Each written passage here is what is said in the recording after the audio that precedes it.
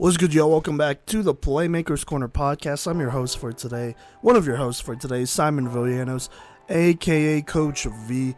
And this is episode 199. We got your Week 2 Colorado High School football recap right here.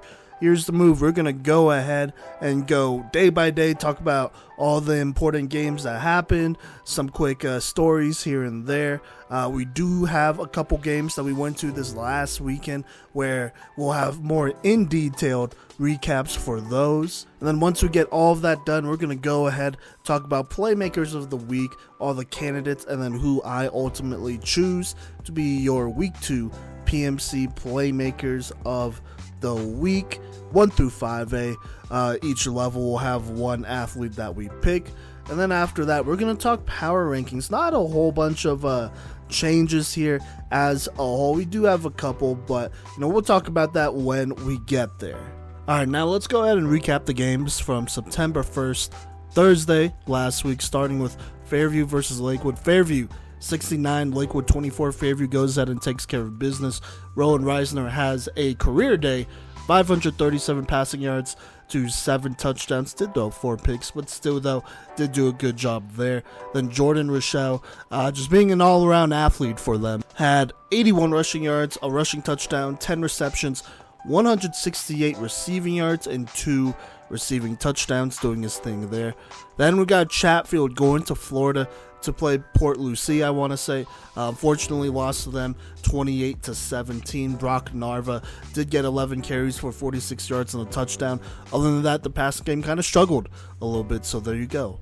Now down to the 2A level, we got the Academy facing off in their season opener versus newcomer program Timnath, and they go ahead and take care of business, winning 64-0. Staying in the area, we got Arvada West versus Boulder. Arvada West avenging last week's close loss, but beating Boulder 56-0, the first win of the season. Ethan Cook went 15 of 20 for 285 yards, a whopping 6 touchdowns, no turnovers here for him. And then you got freshman running back Adrian Samala, who rushed 6 times for 55 yards and a touchdown. I believe that's his first varsity touchdown, so congrats to Adrian there. And then Brady Witherspoon at receiver led with 6 receptions, 130 yards, and 2 touchdowns in this big time dub. Then we got Skyline versus Stanley Lake. This was a close one. Skyline just barely beat Stanley Lake here, 14-13. Stanley Lake's Blake Stout ran for 105 yards and both of those touchdowns, but unfortunately just came up a little bit short. Then we got Aurora Central versus Hinckley. Aurora Central beat them 56-0. Overland, they beat Prairie View 35-21, doing their thing there. Then Eden played University last year. This was a big-time rivalry game. A lot of close games, but Eden still swept. And things didn't quite change despite Eden losing their Week 1 matchup to TCA. They go ahead and get back on track, beating University 41-6. Walker Martin, 13 of 17, 193 yards, 3 touchdowns. D'Angelo Rosas, 7 rushes for 67 yards. Joey Blaskowski, 2 receptions, 41 yards, 2 touchdowns. Trent Salberg and Benson Hood each had a pick. And then for University, Logan Getting is currently injured, I want to say. Did go in for receiver, which is interesting, but he's not playing quarterback. Instead, it is Johnny Wyrick. He went 14 of 30 for 163 yards, 2 picks. Cole Crosset, I want to say, he had 4 receptions, 40 yards, and a touchdown. Keon Baxley on defense, 8 tackles. Tackle for loss, 1 sack, 1 forced fumble, and recovery. Doing his thing there, but not quite enough, as University does lose a tough one there. Then we got Grandview versus Fossil Ridge here, and Grandview took care of business 49-17. Liam Zarka went 11-16 for 243 yards, 3 touchdowns. Chase here at running back, 12 carries, 114 yards, and a touchdown. Out of the backfield, they also had 2 other rushers who had 90 yards, at least 90 yards, and a touchdown. Simon Kibbe, the big tight end, 5 receptions, 98 yards, a touchdown. And then shout out to our guy, Zay Nito. He's a sophomore this year, but he had 1 reception for 47 yards and a touchdown. On the other side, Fossil Ridge is Tyler Kubat, went 15 of 30 for 256 yards, 2 touchdowns, 1 pick. Trek Keyworth had 9 receptions, 158 yards, and a touchdown. But like I said, not enough, as Grandview did win 49-17. Staying in the north here, Wellington won their first game in program history, beating Highland 38-26. Tanner Gray at quarterback for them was 3 of 7 for 141 yards, 2 touchdowns, an interception as well. But it was Cash Altshager, I want to say. Hopefully I'm saying that right. If I'm not, I apologize. Who really turns up for this team on 22 carries, had 278 yards and 2 touchdowns. Also had 2 receptions for 127 yards and 2 touchdowns. And then on defense, he also had a tackle and an interception. Doing it all as well there. By the way, Tanner Smith for this team, 6 hurries. And then for Highland, Isaac DeSantiago, 15 carries and 87 yards. Like I said, not quite enough as Wellington goes ahead and gets their first win in program history. Congrats to them. And then going out to the west side of Colorado, we have Fruita Monument versus Montrose. 2 teams, programs who had very similar years last year. But here's how it went down. Fruita Monument would go ahead and take care of business versus Montrose, beating them 30-14. Kaysen Stegelmeyer, 16 rushes, 118 yards. Corbin Rowell, 23 carries, 90 yards, 2 rushing touchdowns. And then Wyatt Sharp had 11 carries, 36 yards, and a touchdown as that trio leads them to a dub. Just wanted to throw this out there. At one point, Fruita Monument was up 21-0, but Montrose scored before half, making it 21-7. And then Montrose would only score one more time to start the 4th quarter, but by that point, it was basically over, and Fruita Monument got it done. Moving on, though, we got Legend versus Pomona. Legend beats Pomona 42-0. John Brookhart, 10 of 16, 216 yards, 3 touchdowns. Alex Martinez, 10 rushes, 87 yards. Shout out to our guy, though, freshman running back Ryken Banks, 7 rushes, 74 yards, and a touchdown.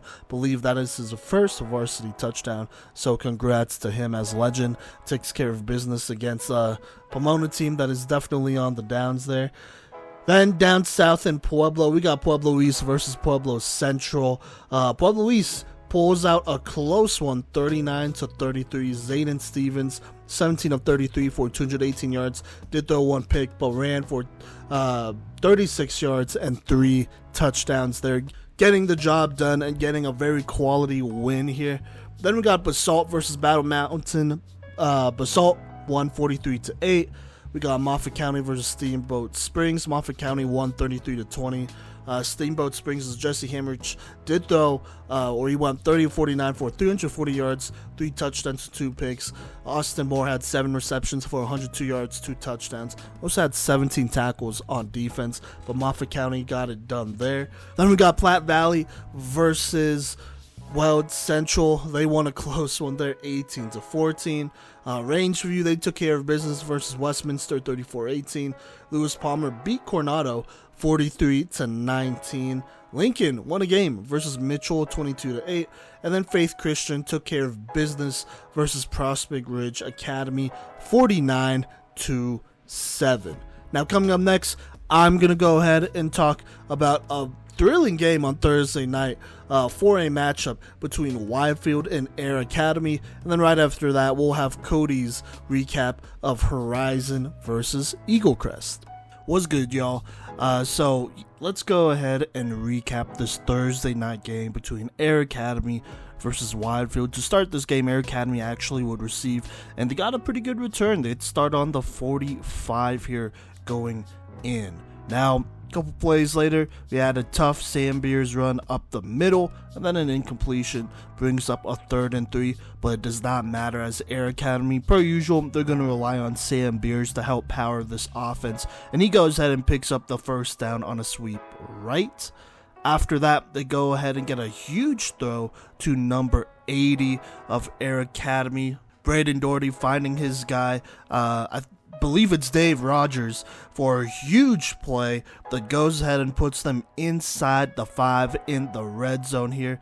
And they go ahead and run it up the middle with Sam Beers to cap this drive off to start the game, making it 7-0 after the PAT with 10 minutes and 12 seconds left, just like that. After that, Widefield, they get a nice return of their own, and they take over on the 46 going in. To start this drive for Widefield, they go ahead and give it to the running back / fullback, at least that's what's listed on Max Preps, Braden Tomatos Burrows, who had a very good game this game here, and he's kind of their power runner here as he goes ahead and gets a tough, and I mean tough, 26 yards on 2 carries. First one was right up the middle for 6 yards. The second one, he bulldozes over a couple players and gets a tough gain of roughly 20 yards, getting a first down, obviously, between those 2 runs and crossing midfield.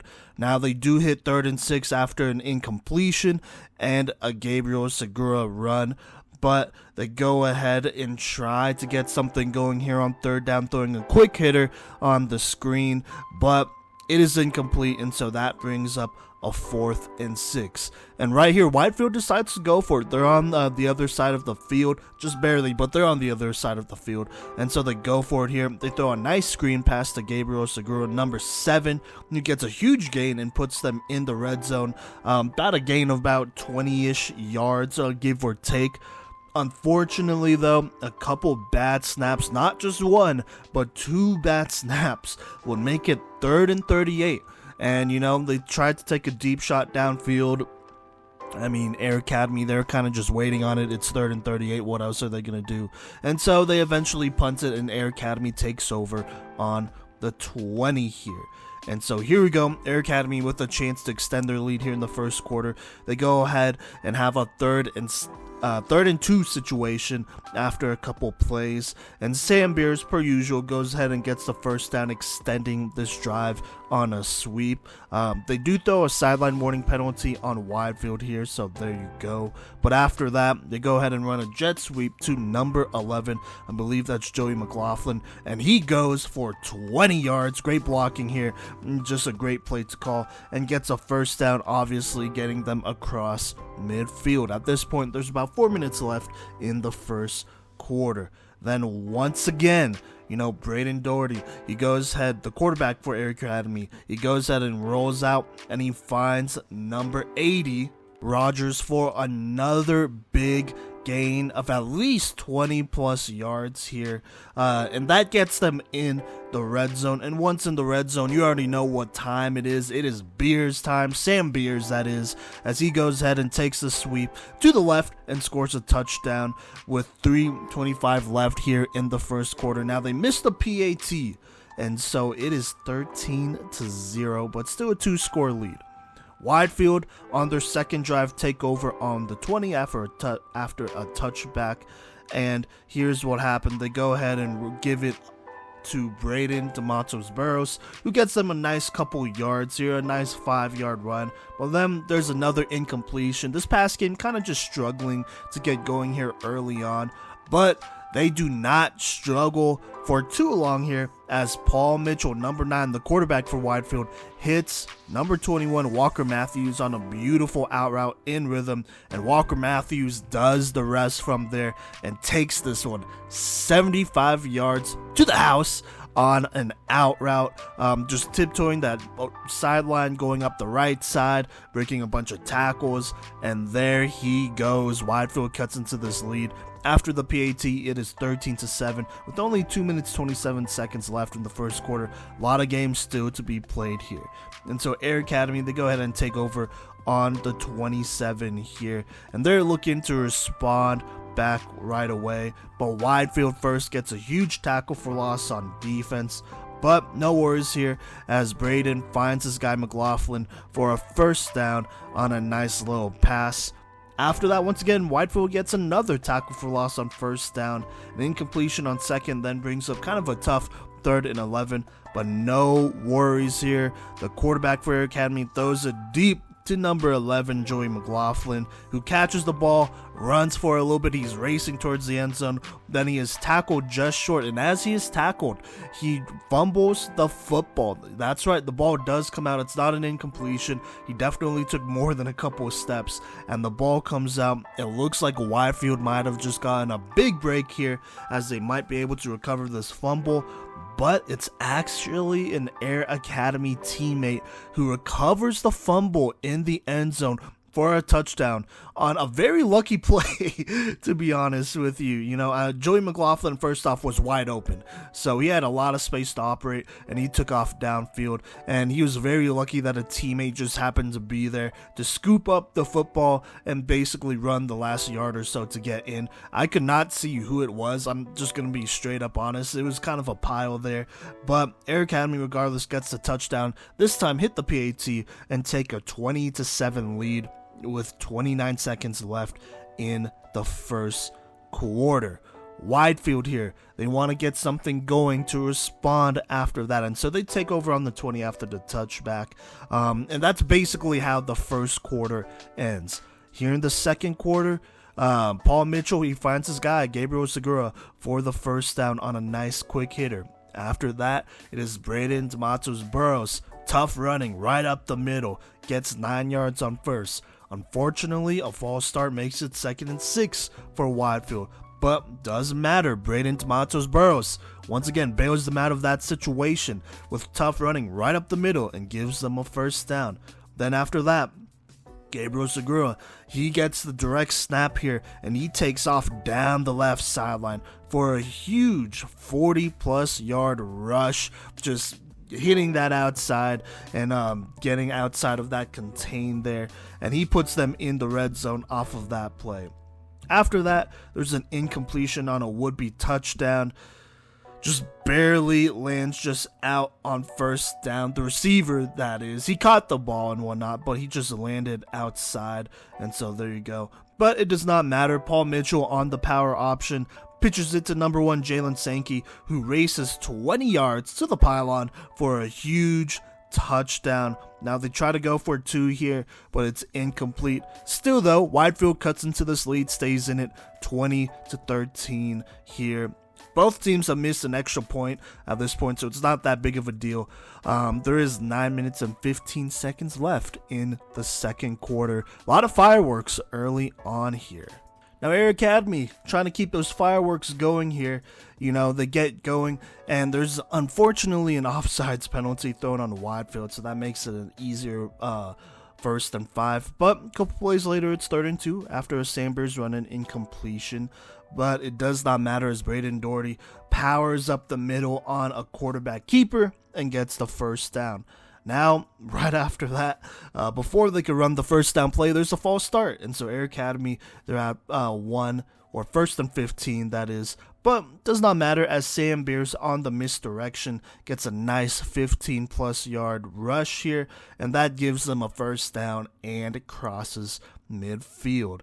Then after that, there's a false start on a Widefield corner. A lot of penalties on this specific drive, which more or less mattered.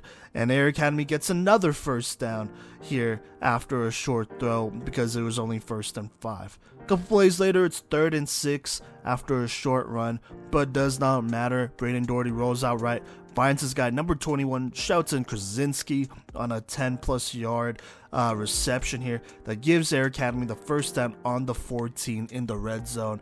Shelton here does get a little bit shaken up, takes a bit of a licking, but it does not matter. He does get off the field, and he does come back later in this game, so he is okay. After that, they run a couple plays, brings up 3rd and 8 after an incompletion in a short Sam Beers run. And so 3rd and 8 in the red zone. Braden Doherty for Air Academy rolls out right, throws a beautiful ball to the corner, the back corner of the end zone to the right side. But unfortunately, it is dropped by the receiver. The defense was there, the corner was there, but it was probably a ball that the receiver could have caught. And so that brings up a 4th and 8 here. Air Academy, they decide to kick the field goal, but it is no good. They are not able to get this one. And so Widefield takes over on the 12 with a chance to go ahead and tie this one up before halftime. And so here's how it goes down. They got 3 minutes 16 seconds left. Basically a 2-minute drill.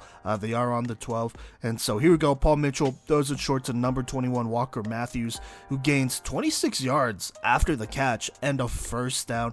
Great play by Walker there. But then the refs, they do throw a penalty on Widefield. And so just like that, it is 1st and 25. And so we got an incompletion, then another penalty, repeating it. So it's 2nd and 25 after that gain. But Paul Mitchell, he makes the most out of this situation, scrambles out, brings up a manageable 3rd and 12 here, and then he makes a beautiful throw over the middle and a tough catch by number 14, Nathaniel Haight, I want to say, who gives Widefield a huge first down to cross midfield, and he got laid out on that play, but just an excellent catch there. Great throw in time as well, keeping this drive alive.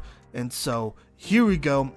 There's about 1 minute 9 seconds left. Widefield, after the Widefield timeout, sorry. And so after that, Mitchell, he goes ahead, he finds Gabriel Segura on a first down. And that gives them their 2nd consecutive first down in a row. After that, he finds number 21 Matthews again for an out route for their 3rd consecutive first down. At this point, there's about 44 seconds left. Then it's 2nd and 10 after the spike. We have 36 seconds left, plenty of time. Paul Mitchell after that then checks it down to his running back, I believe, to escape a sack. It was either that or take the sack. He couldn't throw it out because then it would be intentional grounding. And so Widefield has to take a timeout with 27 seconds left. And so on 3rd down, they try to run a play, but Paul Mitchell gets sacked. And so that brings up a 4th down and kind of long here. And so realizing they can't spike it here, they go ahead, call play real quickly, go hurry up. And so they do get a play off right before half. Paul Mitchell aims towards the left side here, but it looks like there might have been some sort of miscommunication. It kind of seemed like if the receiver finished running his route, that maybe he would have been able to score a touchdown, but instead he kind of stopped a little bit short and just posted up and tried to jump ball it, but it didn't work out, and so it's incomplete, and that ends the half. Air Academy with the lead 20-13. A slight scare there right before half, though, as this Widefield offense did kind of catch fire and was in rhythm. Picking up where they left off, though, Widefield, they go ahead and receive her and get a pretty good return. Almost breaks loose by number 24, and he gets them up to about the 43-yard line. And so to start this drive, it is Braden Tomatoes Burrows with some more power running right up the middle, and he goes ahead and gets them a first down pass midfield. After that, Paul Mitchell on the read option goes 20-plus yards for a first down, and they go ahead and get set up in the red zone after a nice play by Paul Mitchell. After that, more tough running by Braden Tomatoes Burrows, really trying to put his stamp on this game. He goes ahead and gets them a 3rd consecutive first down, and just like that, they are inside the 10. Unfortunately, a false start on Widefield would make it a 1st and 12 here, but no worries here. Go ahead and get a tough sweep to number 21. I believe that is Matthews, who gets the first and gets them just short on the 2-yard line, bringing up first down for Widefield. Then a couple plays later, it is Braden Tomatoes Burrows. Power running up the middle, cannot be stopped, and goes ahead and gets the touchdown, tying it 20-20 after the PAT with 9 minutes and 24 seconds left. Just like that, Widefield is back in this game after being down 20-7 early on, so just keep that in mind. Air Academy, though, they're trying to get something going. They do take over on the 25, but a couple nice plays by Widefield, including a tackle for loss, which is a loss for about 10 yards, and then an incomplete pass goes ahead and results in a 3 and out. And so Widefield with the chance to go ahead and take the lead here, try to get something going, and they get it on a very, very nice punt return. Special teams really stepping up here in the second half, where they go ahead and take over on the opposing 35 going in. Unfortunately, there is a penalty thrown, and so they eventually start on the opposing 48 instead of 35, but still a nice return regardless. Now, a couple plays later, it is 3rd and 6 here. Paul Mitchell on the power option goes ahead and pitches this one for the first down, keeping this drive alive here. And then it is Braden DeMatos Burrows doing his thing, runs for a tough couple yards to go ahead and get this thing started on first down. Then it's Mitchell. He checks it to number 18, and so that brings up a manageable 3rd and 4 here. And then it's Braden DeMatos Burrows who goes ahead and gets that first down for a nice gain and gives them, puts them, in the red zone on the 12-yard line. And then to cap off this drive, it is Paul Mitchell on the read option, basically walks it in untouched and takes the lead for Widefield 27-20 with 4 minutes 4 seconds left here in this game. Now, Air Academy, they are struggling to get something going, to get in rhythm to start this thing, and unfortunately they go 3 and out again after this Widefield defense stops Sam Beers at the line of scrimmage on 3rd and 5, and so they decide to punt. Widefield, with a chance to extend their lead, unfortunately kind of shoots themselves in the foot here and kills the vibe of all the rhythm, as they do get a holding call on first down, and so that brings up 1st and 20, and unfortunately they are not quite able to get out of that hole, and so a couple incompletions later, they end up punting it and go 3 and out and give it back to Air Academy to start the 4th quarter. And so Air Academy taking over kind of around midfield here. They're trying to get something going. The second half on offense hasn't quite been the same as the first half. And so, in the 4th quarter, they're trying to dominate. And to dominate, you got to give it to a dominant player, and that is Sam Beers, as he powers this drive, starts it with a nice run up the middle for 8 on first down. Then he gets the first on another run up the middle again. After that, they try to run a jet sweep, but there's holding, and so that makes it 1st and 20 for Air Academy, kind of going backwards here. But then they hand it back off to Sam Beers, who finally breaks loose on a huge 30-plus yard run, rumbling into the red zone here, getting Air Academy into the red zone. And Sam Beers, once again, a play later on 2nd down, would punch this one in to potentially tie this game with 9 minutes and 17 seconds left here in the 4th quarter. Like I said, this drive powered by Sam Beers, but unfortunately this PAT is missed, and it is 27-26. Noticeably some kicking struggles for Air Academy here. That is the 5th point that they have left off the board. They missed a PAT before and a field goal before, so there you go there. That probably would have mattered down the stretch. Well, it will matter down the stretch. And so here we go. Widefield with the lead still feeling pretty confident here. Takes over on the 35. And here's how it goes down. Paul Mitchell at quarterback on the keeper goes ahead and gets the first down on the first play of this drive. Then it's Braden DeMatos Burrows. Like I said, he's putting his stamp on this game as he powers forward for another first down and gets across midfield. Then it's Walker Matthews on the outside run right. Gets another first down as Widefield is grinding out this clock. 3 consecutive first downs. After that, though, they decide to pass the ball, and a drop pass makes it 3rd and 7 here. Not the worst call here, but probably would have ran it here. Doesn't matter, though, as they just hand it off to Braden DeMatos Burrows on 3rd and 7, and he breaks a tackle at the line, and he makes it a very manageable 4th and short, probably 4th and inches here. And so naturally, they decide to go for it, and no surprises who they give it to. They give it to Braden DeMatos Burrows, who goes ahead and breaks a tackle and gets a first down, putting them in the red zone here. Then, with 7 minutes and 3 seconds left, they go ahead and decide to take a shot into the red zone, and it's Paul Mitchell dropping back, hits his corner route in stride. Beautiful ball here for the touchdown. But Paul Mitchell, the young quarterback, is not quite done yet, as they go ahead and decide to go for 2 here to extend this lead further for Widefield. And on the read option, Mitchell is the one who takes this one in as they take a commanding 34-26 lead here with about 7 minutes left here. More like 6 minutes, 50 seconds left here in this game. And so Air Academy, they take over. They are trying to respond here. But, you know, a couple tough plays, a couple tough run plays are stopped by Widefield, which does bring up a 3rd and 5. They try to throw it over the middle, but Widefield's defense comes up big, gets a huge pass deflection, and that is a turnover on downs. Getting that pass deflection on 4th down, by the way, 4th and 5, with 5 minutes, 21 seconds left. And so Widefield, they go ahead and take over on the 35. And who else is going to ice this game but Braden D'Amatos Burrows as he powers forward on 1st down on a physical run to go ahead and get them another 1st down.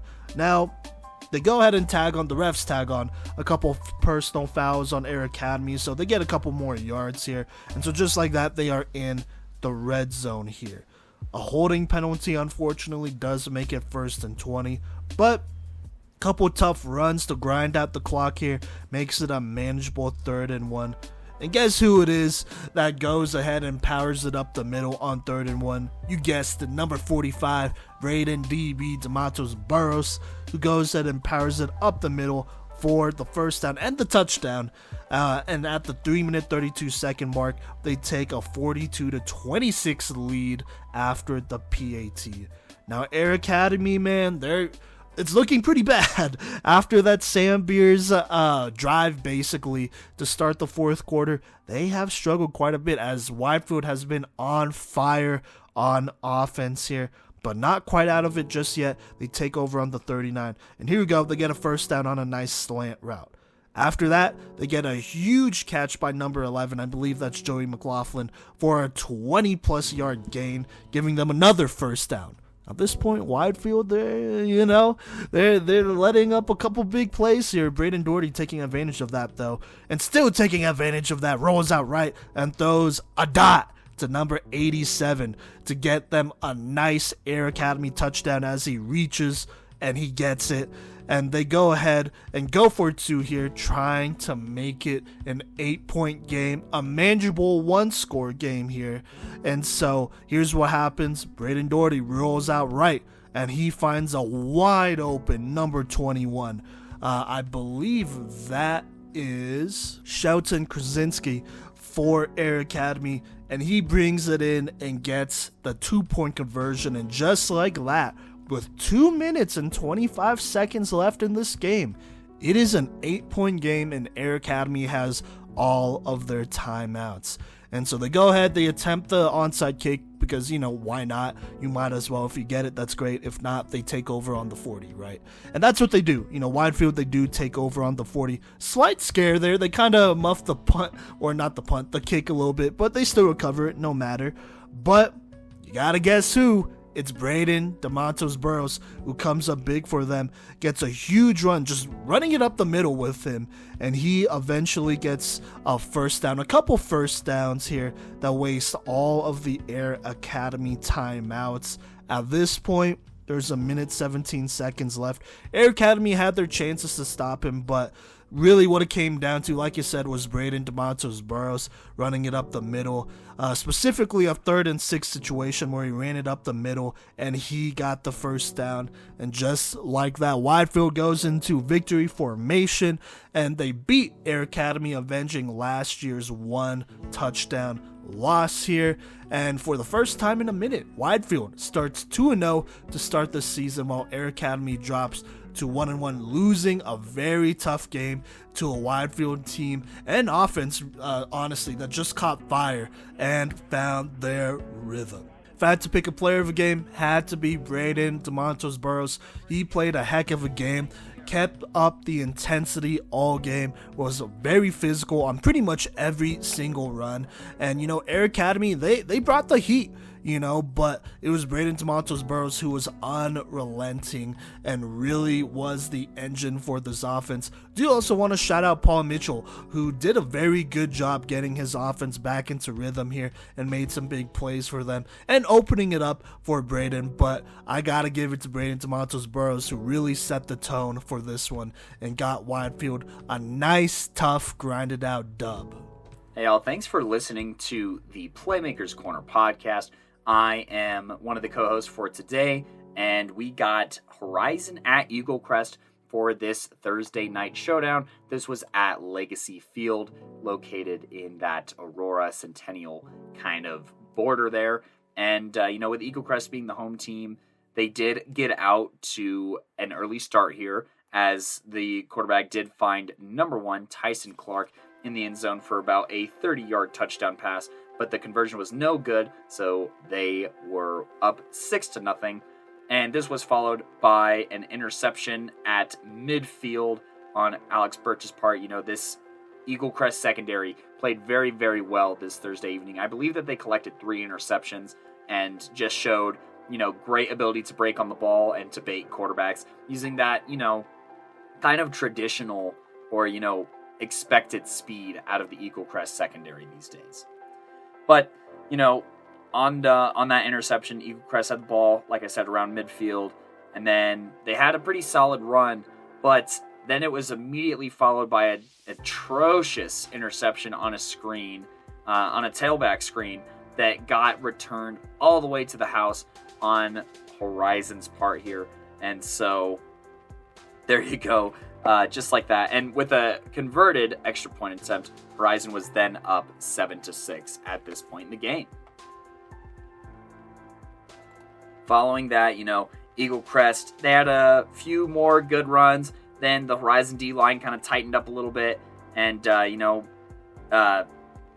ends up going 4-and-out here.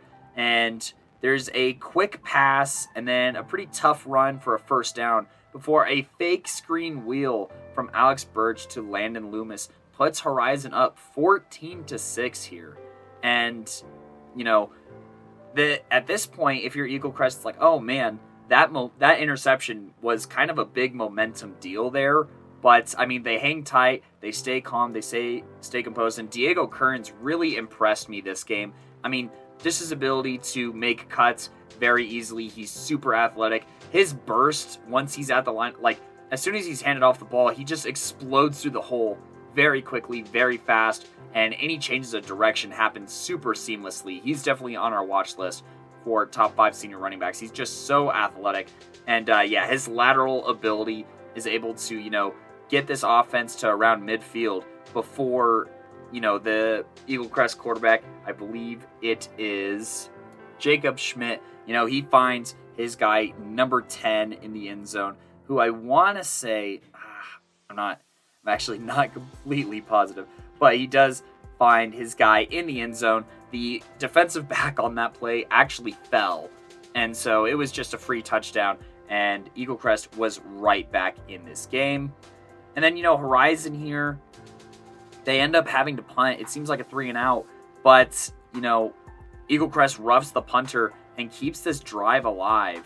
And following that, they try and take a shot over the middle of the field. It's a post, and Landon Loomis actually gets flipped here, and that would be Landon's last play of the game, as, there were some concerns about a potential concussion. So that would be the end of his run in this game, and would actually be, correlation doesn't equal causation, but he would not play for the rest of this game, and this was the last point or last set of scores where Horizon had a lead. So that is something to know. And on the previous Eaglecrest drive, he did take a pretty big hit on a blindside block that was flagged, don't get me wrong, but he was experiencing, or they were playing a really physical brand of football, I think is the best way to put it, on Eaglecrest's part. And, Landon being one of the best players both on offense and defense felt that to the fullest capacity, I would say. But don't be too worried. I was actually able to talk to Landon over this weekend, and so was Coach V, and he seemed okay. So, he will probably return to the field sooner than later. But Horizon, they just kind of get the wind knocked out of them there, and they head into halftime. And, Eaglecrest, they get the ball to start the half, and they drive all the way. And once they get inside the 10-yard line, Horizon tightens up really stiff and actually forces a turnover on downs to, get the ball at like the 2-yard line, which is a really tough spot. But they managed to get a first down on a run before having to punt the ball. And Eaglecrest with the ball on the 51-yard line, they connect on a 4-vert concept here. Jacob Schmidt with a 50-yard touchdown throw to give Eaglecrest the first lead that they had this game since the very beginning, essentially. And Zach Mueller appears to be the guy who is on the other end of that touchdown. And so, heading into the fourth quarter, it was Eaglecrest 19, Horizon 14. But, pretty uneventful, Horizon, they had a fumble, but they recovered it.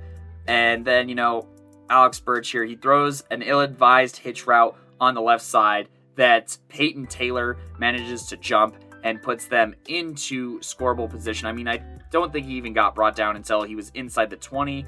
And, Eaglecrest eventually capitalized when Diego Kearns makes an excellent read going through this small hole and then cutting right and just making a guy miss really intensely, a cornerback specifically, showcasing that superb athleticism here. And so that put Eaglecrest even further ahead here and gave them a pretty comfortable lead.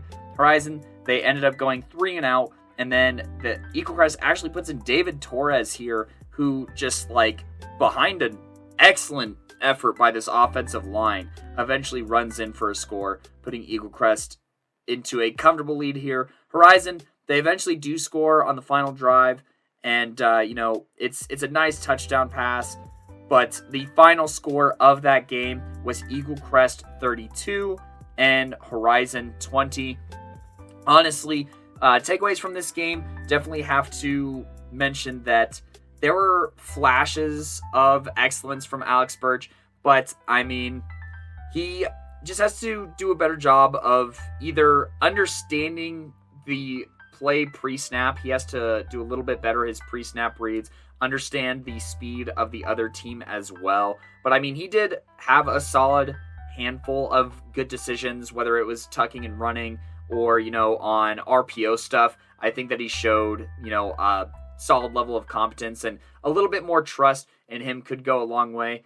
However, I will say that it was a younger guy kind of game, but, if you take him out of this, I don't know how close Horizon is. They had a really hard time establishing the run as it was routinely swallowed up. And then, this Eaglecrest defense in general, both on that front line and in the secondary, is very talented. So that is something to note. And then Landon Loomis, he's like the heartbeat of this team, honestly. And so when he left, the defense started to struggle as more and more big plays were going, and the run game was starting to get past the first down line. When Landon was in there, runs weren't being broken off per se, because he was all over the field making a handful of tackles. But once he's out of there, that's when you start to see this run game for Eaglecrest really start moving, because they're winning at the point of attack. They're gassing this Horizon D line, and this Eaglecrest offensive line impressed. They were really good at providing really big holes. They were pulling pretty well. And, Kearns on top of that was just very opportunistic with the opportunities he was given. And then, when they're able to score with their backup guy too, first off, great job on Eaglecrest on that part, in the fact that they have another guy who they can trust. And also just getting Kearns that little bit of rest whenever you possibly can is going to be crucial and critical towards, trying to make a run in the playoffs if you want to get past the first round, or, once you get into league, where Kearns is really going to have to be dialed up to 11 to win against some of these Centennial League teams, or to have a chance to win against some of these Centennial League teams. So that was kind of my takeaways from this game. Eaglecrest, impressive. I definitely think that they're a playoff team following this performance. Horizon, your schedule is going to remain pretty tough. They have Arvada West this next week, and Arvada West is looking red hot, so they are going to have to string together some stuff. They're going to have to get their run game going a little bit more, I think, and open up better opportunities in the pass. And I think they're going to have to diversify the pass game a little bit here. Lots of screens, lots of wheels, lots of hitch routes. I think that potentially providing some more drags, maybe some more quick outs, and trying to open it up with the quick game could help out a little bit and just get Birch into a rhythm. Because by the end of this game, I mean, yeah, he was completing some passes, but also he was holding onto the ball for quite some time. And I think that if you can get guys open quickly and just have him get comfortable in the pocket rather than having to run around for a long time and then getting gassed and then trying to make, big time throws off of that, I think that you get the quick game going and then kind of let him do his thing from there on some of those bigger route concept plays. But that was the recap from Eaglecrest vs. Horizon on Thursday, September 1st. All right, let's go ahead and move on to the Friday games from September 2nd, 2022. Starting with Denver South versus Denver East. South takes care of business 55-0. Joseph Capper has himself a day. 6 of 7 for 118 yards, 3 touchdowns. Also carried the ball 3 times for 204 yards and 3 touchdowns. Rashad Caldwell doing his thing as well. 3 receptions, 91 yards and 2 touchdowns. Also, congrats to Joseph Capra. He has committed to the Colorado School of Mines. So they're getting a great quarterback out there.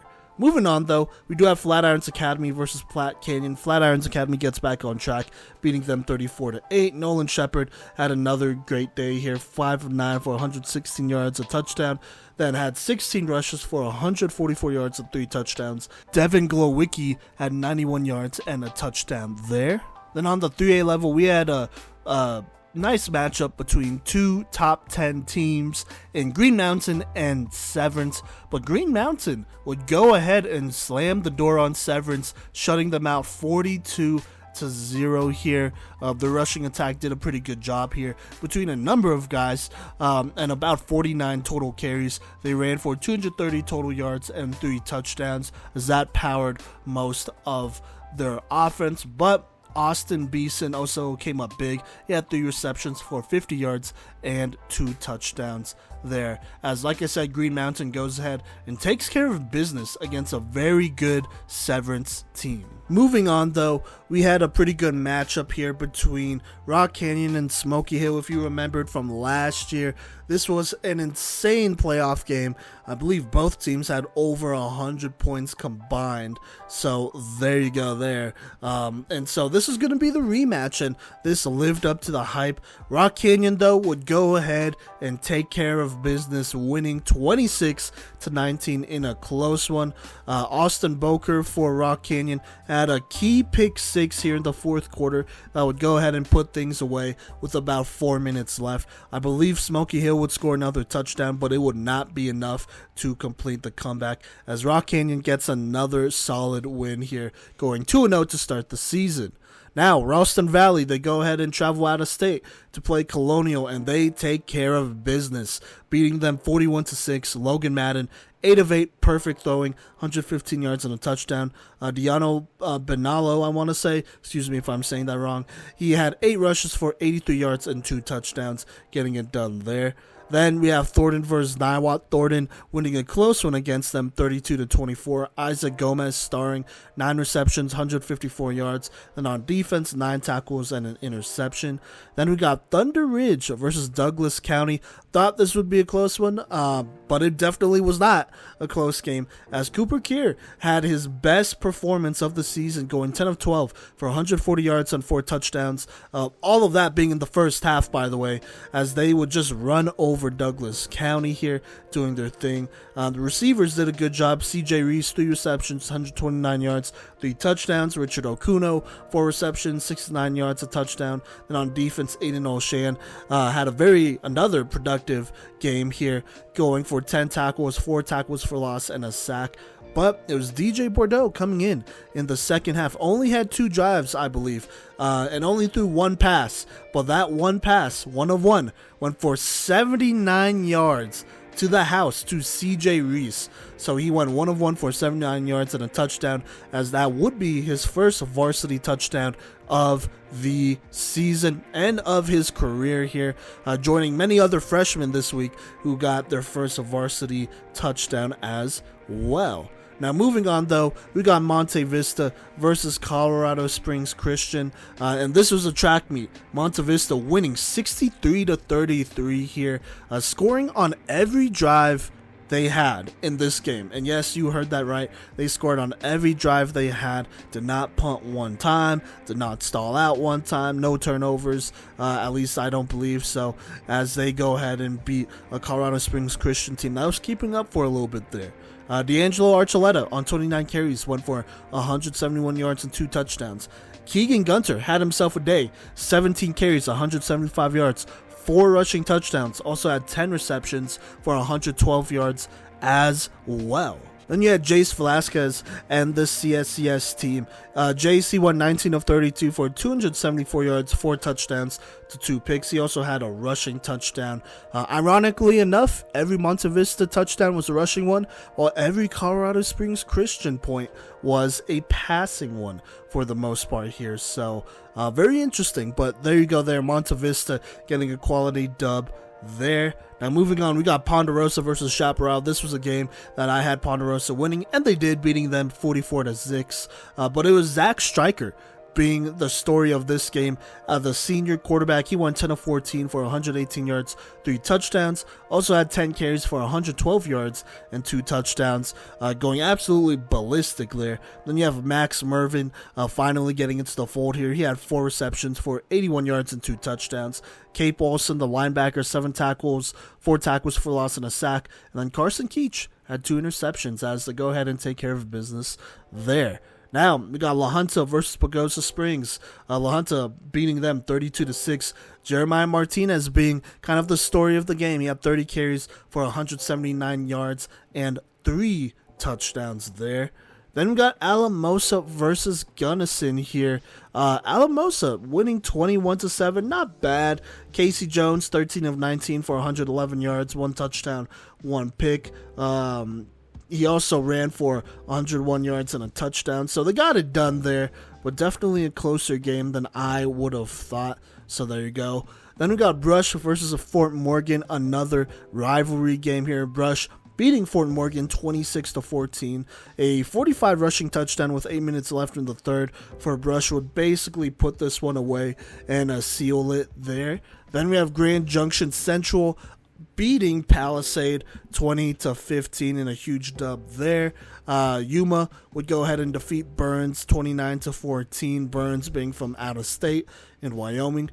Resurrection Christian, they took care of business against Orangewood Christian, who came to town, I believe, and they beat them 36-0. Then we had a close one between Woodland Park and Salida. Woodland Park just barely getting a dub here, 22-21.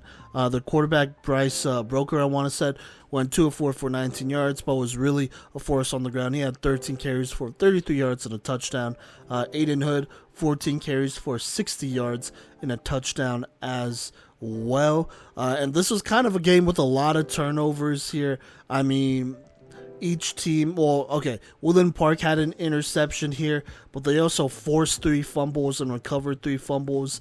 Salida recovered 2 fumbles. So, like I said, a lot of turnovers here, but Woodland Park would prevail there.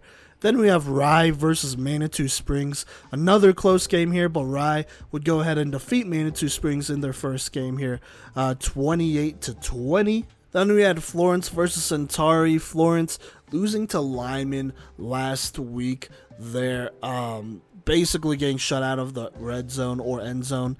And then we had Centauri, coming off a win, but definitely some losses as far as injuries go that would hurt them. And so that definitely showed as Florence would go ahead and defeat Centauri 29-7 here.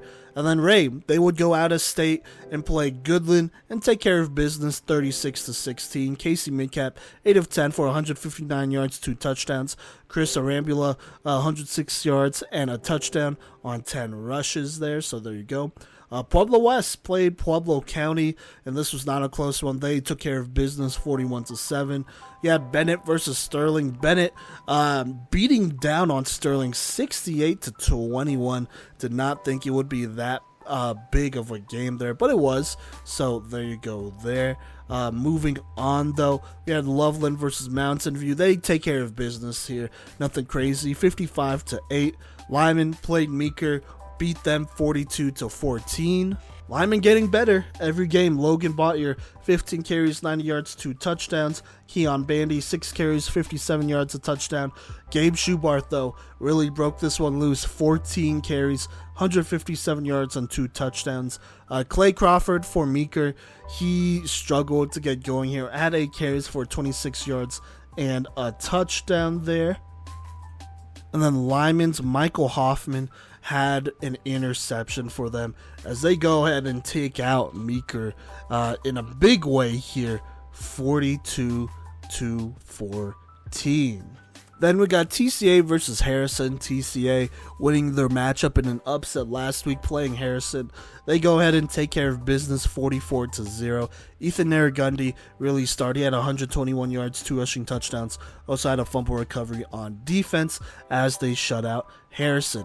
Then you got Mountain Vista beating Fort Collins 50-21 in a big win for them. Austin Modrzewski had a great day, 21 of 28 for 328 yards and 4 touchdowns. He also had 28 rushing yards. Chris Smith, 21 carries, 120 yards, and a touchdown. They're doing his thing there on the ground. At receiver, we had multiple guys do their thing. Alex Turpin, 3 receptions, 103 yards, and a touchdown. Sean Conway got a touchdown. Japri Jennings, I believe, got his first varsity touchdown in this game. 4 receptions, 40 yards, and a touchdown there. So there you go. And then we have a couple other guys that did their thing. Like I said, big team effort here for Mountain Vista. On defense, Carter Daniels led the team with 11 sacks. Also led the team, 11 tackles, my bad. But he also led the team in sacks with 2.5 sacks and an interception in this game. And a fumble recovery in this game where he was just going wild. Oh my God. What a game by Carter Daniels in this one. Doing a very good job there. Anyways, though, Mountain Vista, like I said, takes care of business there. Moving on, though, we have a 5A, 4A matchup between Columbine and Dakota Ridge. Columbine, they go ahead and take care of business in the first half, 35-7. This game would go, I think they would go into halftime, and then there were some lightning delays, and so they would go ahead and call it here. Dakota Ridge struggling a little bit, but obviously Columbine, we know what they are. They're very big up front. This was probably a game we had them favored in, so there you go there. Moving on, though, we have Valor Christian versus Pine Creek. This was going to be a good matchup, but Valor would go ahead and bounce back from last week's loss and beat Pine Creek 24-7. Still a relatively close one. I know the score doesn't really reflect what happened here as well, but Trey Stott for Valor was probably their MVP in this game. 15 carries, 59 yards, and 2 touchdowns. Also doing his thing on defense. You already know that. And then Roman Bradley on defense for Valor had 16 tackles. So here's how it would go down. A Valor interception in the fourth with about 11 minutes left. And then following that, a 1-yard rushing touchdown would give Valor a 17-7 lead. Kind of separating themselves a little bit from Pine Creek. It was a 3-point lead, I want to say, going into the fourth. And then another Valor rushing touchdown with 3 minutes left would put this one away. As Valor basically won this game in the fourth quarter, making some big plays here. Moving on, though, we have Cheyenne Mountain versus Greeley Central. Cheyenne Mountain taking care of business 42-18. Bruce Archambault, 9 of 15 for 257 yards, 2 touchdowns, 26 rushing yards, a touchdown, rushing touchdown there. You had Zach Johnson, he had 13 carries for 193 yards and 2 rushing touchdowns. Gabriel Lucas, 6 receptions, 177 yards and 2 touchdowns there as well. Moving on, we got Erie versus Mullen. Erie would get back on track after losing to Ponderosa last week and beat Mullen 54-34. They haven't put in their stats yet, but Mullen's quarterback Valdez Lemos had a pretty good night, 20 of 32 for 302 yards and 2 touchdowns, no picks. He also rushed 14 times for 106 yards and 2 touchdowns in an effort, but it was not quite enough as, like I said, Erie won there. Then in an upset, we have Haxton, an 8-man team, versus Holyoke, a 1-man or a 1A team here. Not a 1-man team, an 11-man team. And Haxton would actually beat Holyoke 50-32. Haxton outlasting them thanks to a 275-yard, 6-touchdown group effort on the ground between Kalen Kelly, Rylan Wolf, and Michael Gerd contributing most of the damage there as they go ahead and upset Holyoke, dropping them to 0-2. Moving on, though, we have Frederick versus Monarch. Frederick escapes a close one against Monarch, 20-19 here. Then we got the battle for the milk jug, Arapahoe versus Heritage. Arapahoe wins again this year, but a little bit closer, 24-14. Arapahoe's quarterback, Moynihan, I want to say, on the ground was key. He had 10 rushes for 100 yards and a touchdown. Carter Neely also did his thing, 28 rushes, 62 yards, and a rushing touchdown there. But they won the turnover battle here. They got 2 interceptions here and 3 fumble recoveries, geez. But Charlie Eckhart had one, Sam Ballas had the other one, interception-wise. And then fumble recovery, Wyatt Starbuck got a fumble recovery, Thomas Farquhar got a fumble recovery, Matthew Green got a fumble recovery. Thomas Farquhar, by the way, excuse me if I'm saying your name wrong, but he also caused 2 fumbles, and Will Knox caused a fumble as they go ahead and defeat Heritage in a big-time rivalry game. After that, we have a close one here between Canyon City and Liberty. Canyon City just barely pulling this one out, 21-12. Then we got Glenwood Springs versus Conifer. Glenwood Springs with a big dub here, winning 41-27. Moving on down south, though, we got Durango playing a New Mexican team, Piedra Vista, and just barely losing to them 13-14. Not a bad loss, though. Completed touchdown pass by Piedra Vista with 9 minutes left would give them the lead. And then after the lightning delay, Durango would begin to rally and would score a rushing touchdown with 10 minutes left in the fourth quarter. But the 2-point conversion was no good, and that would end up biting them as Durango would try to score at the end here, but an interception with a minute to go would go ahead and end that. Moving on, though, we had Elizabeth and Burlington. Elizabeth defeating Burlington in a close one, 15-13 there. And then kind of in an upset here, Grand Valley beat Cedar Ridge 14-13. Luke Maxey tried to rally Cedar Ridge by throwing touchdowns to Brady Cooper and Kevin Barron, but a failed 2-point conversion with under a minute left in the fourth would go ahead and give Grand Valley the win there. Then Golden comes back to Colorado, and they face off with Silver Creek in a game they should win. And they do, 45-7. Giselle Riley, 8 of 10 for 143 yards and 3 touchdowns, 3 passing touchdowns. He also rushed for 216 rushing yards, doing his thing there. Then we have a 3A versus 4A matchup here in George Washington versus Falcon. George Washington winning 20-0. Marcellus Honeycutt Jr. scoring 2 touchdowns. That would help put that one away. Then we got Palmer Ridge versus Mesa Ridge here. Close game last year. This year, Palmer Ridge takes care of business 28-7. And this time it was the running game that did their job. Senior running backs Orlando Aranda. He had 23 carries, 149 yards, and 2 touchdowns. And then you had Dylan Coyle. He had 7 rushes, 27 yards, and 2 touchdowns as they got the job done there. Then we have Doherty versus Rampart here in the Springs. Doherty defeats Rampart 48-21. Caden Becker, 14 of 18, 198 yards, 3 passing touchdowns. Solomon Latimer, 6 receptions, 86 yards, and a touchdown. And then you had Armando Solano. He had 5 tackles and 3 sacks in a big Doherty win here. Staying in the Springs here, we have Vista Ridge versus Far Northeast. Vista beats Far Northeast 43-28. This seemed a little bit closer than it should have been, but a group of 7 different rushers for Vista Ridge got 189 rushing yards and 4 touchdowns on the ground. Dorman, 14 of 21, 260 yards, 2 touchdowns, 2 picks. Could have been a cleaner game for sure, though. They still won, like I said. BB Hills, he did his thing, 6 receptions, 124 yards, 2 touchdowns. And then JoJo Garnett on defense led with 12 tackles and a tackle for a loss. For Far Northeast, they were in this one. Jamani Jackson, he had 13 carries, 109 yards, 2 touchdowns. Antavius Hughes, 15 rushes for 100 yards. As, like I said, they kind of kept it close here. So, there you go. But Vista Ridge gets the first win of the season. Then we have Discovery Canyon versus Pueblo South. Once again, for the second straight year, Discovery Canyon would beat Pueblo South, and they would beat them 21-7. A Jacob Youssef rushing touchdown at the 2-minute mark in the fourth quarter, plus a fumble recovery with 1 minute left in the fourth quarter would seal the deal for DCC. Moving on, we had a game between Fountain Fort Carson and Highlands Ranch. This game would go into Saturday, so because of delays. So there's a lightning delay, and then they ended up rescheduling it for the next day. So just keep that in mind. This probably affected some things here. But Highlands Ranch with the upset, 22-21 over Fountain Fort Carson. Brady Shuford, 21 carries, 79 yards, 2 rushing touchdowns.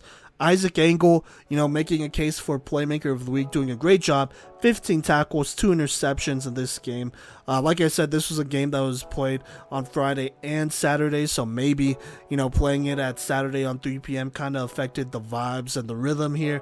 But regardless, a win is a win, as Highlands Ranch gets the upset. Then we got Littleton versus Arvada. Littleton winning 28-18. Tim Higgins, 265 yards, 2 touchdowns. Bryson Malonga comes back for this game. He goes for 155 yards and a touchdown. Aiden Lauer had a good game, 4 receptions, 163 yards, and 2 touchdowns in that one. Then we got Broomfield versus Holy Family. Thought this one would be a little bit closer, but Broomfield just blows the doors open on this one. 65-7. Cola Crew, 15 of 24, 179 yards, 2 passing touchdowns. He also had 8 carries for 98 yards and 3 rushing touchdowns. Brent Harris had 6 receptions. Sorry, I had to read that. He had 6 receptions for 98 yards and a touchdown. And then Mikal Benner at corner, 2 tackles, 2 picks in a big-time dub over Holy Family. Rocky Mountain beat Cherokee Trail 17-14. Windsor beat Longmont 27-6. Garrett Sauer, 9 of 18, 137 yards, 3 passing touchdowns. Also had 33 rushing yards and a rushing touchdown. Jaden Thomas, he had 22 carries for 126 yards, rushing yards. Chase Thomas, though, through the air, 5 receptions, 52 receiving yards and 2 receiving touchdowns. And then Colby Holmes for Longmont did a solid job, 26 of 44, 292 yards and a touchdown. All right, now before Cody recaps the game that we went to, Strasburg versus Wiggins, I'm going to recap a game that one of our new interns and part of the PMC fan Playmakers Corner crew, Gideon, had. He went to the Pooter versus Castleview game, goes to college up north there, and so he is going to be going to a lot of the games, a lot of the big time games you have up north in Fort Collins, Eden, Greeley, Sevens, Timnath, Wellington, that kind of surrounding area. And so last week he went to his first game, Pooter versus Castleview. In that game, despite it taking forever to start because of lightning delays, Pooter would actually get a pretty big upset over Castleview, 14-10. And so here's how it went down. These are the notes that Gideon wrote, and so I'm just going to be speaking these here. But Pooter, they started the game with possession and were really good at small gains on the ground in the first quarter.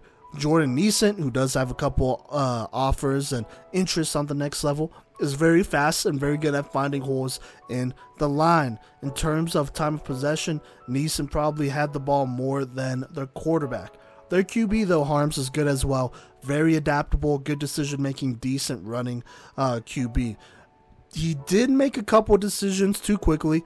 Those weren't really his fault. That was caused by the offensive line, though. The O and D lines are the biggest concern for Pooter. During the first 3 quarters, they were letting everyone and their grandmother through, with multiple allowed sacks in the second and third quarters, and multiple bad passes and runs for loss due to bad O-line play. When they threw interceptions or had fumbles, turnovers in general, it was because the line was not working or not doing the greatest job here, struggling against Castleview's defensive line. They picked it up in the fourth quarter, but it is hard to tell if that's because they leveled up or because Castleview ran out of steam. The defense was really good at stopping the interior run, especially late in the game, and they snatched multiple passes out of the air again and again. During the first 3 quarters, it felt like everything that wasn't a run was not going to work for Pooter. All around, there was a little bit of a lack of discipline. They fell for a fake snap in the second quarter that got half of the defensive line an offsides call, and on an interception that would have had them at about the 25. Multiple penalties due to bad sportsmanship had them at the 3-yard line. Standouts include Luke Olson, who had a lot of big impact plays, including a 26-yard kick return, and a lot of big tackles in big moments. Colton Mills Younger, the tight end, had a lot of action, pounding guys down into the ground. Brody Van Cleve was a big part in their line, being better in the fourth quarter. Sage Comaran, I want to say, made multiple big plays and had the game-winning touchdown, along with having over 100 yards on the night. Now, we did pick players of the game for each team, but I'm going to go ahead and read his excerpt on Castleview verse. Castleview should have won this game, and honestly had every chance to. Even without Ace Malone, Hurt thinks he'll be back in the 4th week if he's lucky. They had a chance. In the beginning, they had a lot of trouble stopping the run game from Jordan Neesant. They had a new player in Jordan Ochoa who was making waves, 6'4", outside linebacker, receiver, junior. Absolute beast and was a menace to anyone who came his way. Ryder Smith was really good at finding holes to attack the quarterback through. Made it through there a couple times and found the QB. 1 sack was called off, though, due to a face mask, but regardless, did his job. Nate Schmidt did a good job in the first few quarters. Student section described him as a Tim Tebow type. Runs because he doesn't want to or isn't allowed to throw it sometimes. He ran well, though, and those were his most effective plays, and he has some wheels. He can kick it into gear very well. Through the air, though, was very iffy for him, working decently well in the first half and completely shutting down in the second. Neesant caught 3 interceptions on his own and another by Jones Thomas. He also had multiple incompletions, Schmidt, that is the quarterback, multiple incompletions on longer throws. Their kicker, Cooper Harrison, he did a good job. He had a nice extra point, a 27-yard field goal, punted as well, and he had a nice 55-yard punt at one point. The defensive line for the SaberCats was able to make it through to the quarterback multiple times and had multiple tackles for loss in this game. They did have 2 straight fumbles off of miscommunication, forcing 2 straight fumbles, I assume, which is not good. Sophomore Daryl Ishman had a very good game with an interception and a lot of good coverage. He was one of the main reasons that Pooter could not rely on the air game as much, especially at corner. This was his first real start as he was inserted midway through the first game, and he performed well. Unfortunately, though, Ishman did fumble on that interception, and it was recovered by Pooter, but Jackson Zalitvin, I want to say, made another interception on the very next play, though. Castleview recovered 3 fumbles to go with those interceptions in this game. For 3 quarters of the game, Castleview was the more spirited and energized team, and their line played in unison and with a lot of energy. A member of the student section said that they were trying to play like a family, especially compared to last year.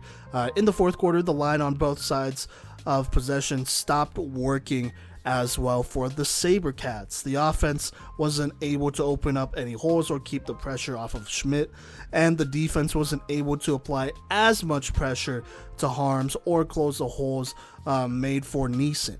Can't tell if it's because it got figured out by Pooter or if they were tired. The drive and a 2-hour lightning delay that started the game at 8:50 may be it, but 8:50 p.m. may be it, but I'd be cautious about assigning anything in particular to that.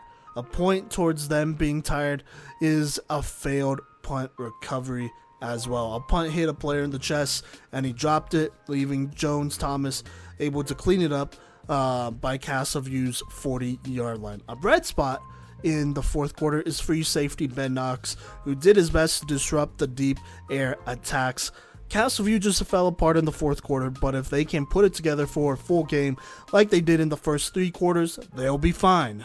Regardless, though, a loss is still a loss. They did lose 14-10. We'll talk about Castleview's players of the game, some guys that Gideon wanted us to go ahead and recognize here. Starting with defensive player of the game, we have Jonathan Nieto Villa. Excuse me if I'm saying that wrong, but I believe that's how it is. But he said when Castleview was their best defensively was when Nieto Villa was getting his chances to shine. He punched through the Impala O-line multiple times, once for a sack, and made multiple tackles for loss. Even when the SaberCats started to slow down, he was still going to work in the trenches and kept it going, trying to stop the bleeding. Now, offensive player of the game / player of the game for Castleview was Joe Ursetta. Senior Joe Ursetta was the most consistent player for Castleview, and he made his impact known. When the offensive line was working, Ursetta was able to find the right holes, and in the first half, he was able to make holes when he needed to. Ursetta ran for Castleview's only touchdown of the game in the first quarter, which was a 37-yard touchdown. At the end of the game, once the air game had been shut down, Ursetta was the only one who really touched the ball to any positive effect for Castleview. Any late-game offensive heroics felt like it would come from him. Unfortunately, this also meant that the interior defense was able to focus on him, making any gains small. So there you go there. Let me go ahead and talk about Pooter's offensive players of the game. Players of the game. Starting with defensive player of the game, Jones Thomas. By the way, offered by Shadron State. Made his presence felt on both sides of the ball, but made two of the biggest plays of the game. Recovered a drop punt in the fourth quarter to allow Pooter to retain possession on the opposing 40 rather than losing it at their 20. Then he made the interception that led to the game-winning touchdown. Really well poised, didn't do too much wrong during this game. Then the offensive player of the game / player of the game for Pooter was Jordan Neeson. The senior's ability to figure out the defense and find holes in it are superb, and when he didn't find holes, he made them. Had over 100 yards on the night. He had 3 interceptions on defense, putting him in the running for defensive player of the game as well. One of the interceptions was a pick six in the fourth quarter, which would have ensured the Pooter Impala's victory, but was called back due to blocking in the back. However, the impact it had on the rest of the drive and the rest of the game was obvious. Neeson's energy is the reason that Pooter won this game. All in all, Pooter seems like a big play team for 2 reasons. When the time comes to make the big plays, they are able to execute. It's just that those big plays come far too often. They recovered many fumbles, but a lot of them were their own fumbles. They let linemen through like water through a colander, I want to say. Whoops, I don't know what that word is, but I'm just going to roll with it. But Harms was able to get the ball out often. They were close to allowing a safety many times in the second quarter, particularly. Close, but not quite. They may have won this game, but it was Castleview's game to lose. All right, real quick, this is his game summary here. So Gideon said, ultimately, I believe that this game came down to home field advantage. Even with the 2-hour lightning delay, the Impalas were more comfortable in their home stadium. The SaberCats had already driven 2 hours, and then with an extra 2 hours of waiting, they may have gotten a little bit tired. The game ended at 11:15 p.m., which indicates how it went. For most of the game, it was a defensive slugfest, with neither team having the advantage for long, but the SaberCats fell apart in the fourth. But to be completely honest, that is reasonable. Not good, but reasonable. It will be interesting to see how both teams carry this into next week. Ochoa of the SaberCats said that we have to make sure that we don't let our heads stay down. And Coach Tonkin of the Impala said that especially after our week 1 loss, we needed to rebuild our confidence. We found that, especially with the interceptions we had tonight. That built our energy and it gave us something to build on going into next week to feel good about. So boom, there you go. That's our guy Gideon. Like I said, he's going to be covering a lot of the northern games here in Colorado. Like I said, Fort Collins, Greeley, Eden, University, that area, which is a very talented part of Colorado. And so be on the lookout for more recaps from him. He will be going to games every week. So if you want to hit him up, say hi, go for it. You know, he's a good guy and whatnot. And, you know, he does a good job with these recaps. So there you go. But coming up next, we have Kodey on our Wiggins versus Strasburg recap. And I'm back here, Kodey Stauffer of PMC, obviously. And I'm going to be recapping this Friday game between Strasburg and Wiggins. Obviously, Coach V is going to have some insight on it as well. We actually both attended this game, and boy, Friday, what a crazy day or night, I should say, for Colorado football, as lightning delays all over the state really threw a lot of games into flux. This one was no different, as, we didn't even get home from this game until, I want to say like 1 in the morning. It was, I don't know. It was late. It was really late. And all in all, but it lived up to it. It made it worth the wait, and it made it worth the time to be at this game. Both of these teams, very impressive, showed us different things to take away. And so let's go ahead and jump right into it and just kind of talk about some of these drives and what, this game looked like between two 1A powerhouses. Both these teams have been, in the playoffs for the past few years. Both these teams have insane talent. And, during the season previews, I had both these teams, being in that conversation for, a potential 1A champ this year. Both of them with things to prove, don't get me wrong. But, both these teams having a lot of talent. You got Cole Kerr, Pepper Rusher, Laith Ibrahim on the Wiggins side. On Strasburg, there's plenty of names here. Zach Marrero comes to mind. Zach Rushman comes to mind. You obviously have plenty of watch list guys, honestly, from these squads. And, guys like Caleb Hart. You have Landon Martin, who as a junior is just so improved from where he was last year. Thomas Devlin is another guy who returned from last year, who has been just absolutely fantastic. And then in the trenches, both of these teams just absolutely battled all night. It was unlike a lot of what I have seen from Colorado football, and Simon would have to concur. But let's go ahead and talk about this. Strasburg kicked off, and, Wiggins, they started on the 18 before number 75 on this Strasburg squad blows up this very initial play for a tackle for loss here. And, eventually Wiggins goes 3 and out and has to punt. And, that's all that there was to it. Strasburg, they started on their own 48-yard line. Wiggins got a tackle for loss here.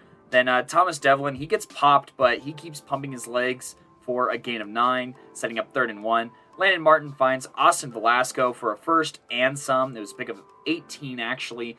And then on the 25 going in, Marrero keeps his legs moving and chugs ahead for a gain of 7.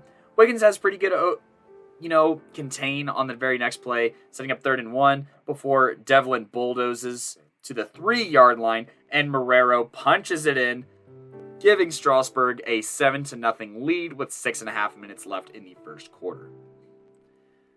I'd say, on the drive summary of this, physical and relentless rushing styles, along with a powerful O-line and a nice chunk pass, land Strasburg with a lead.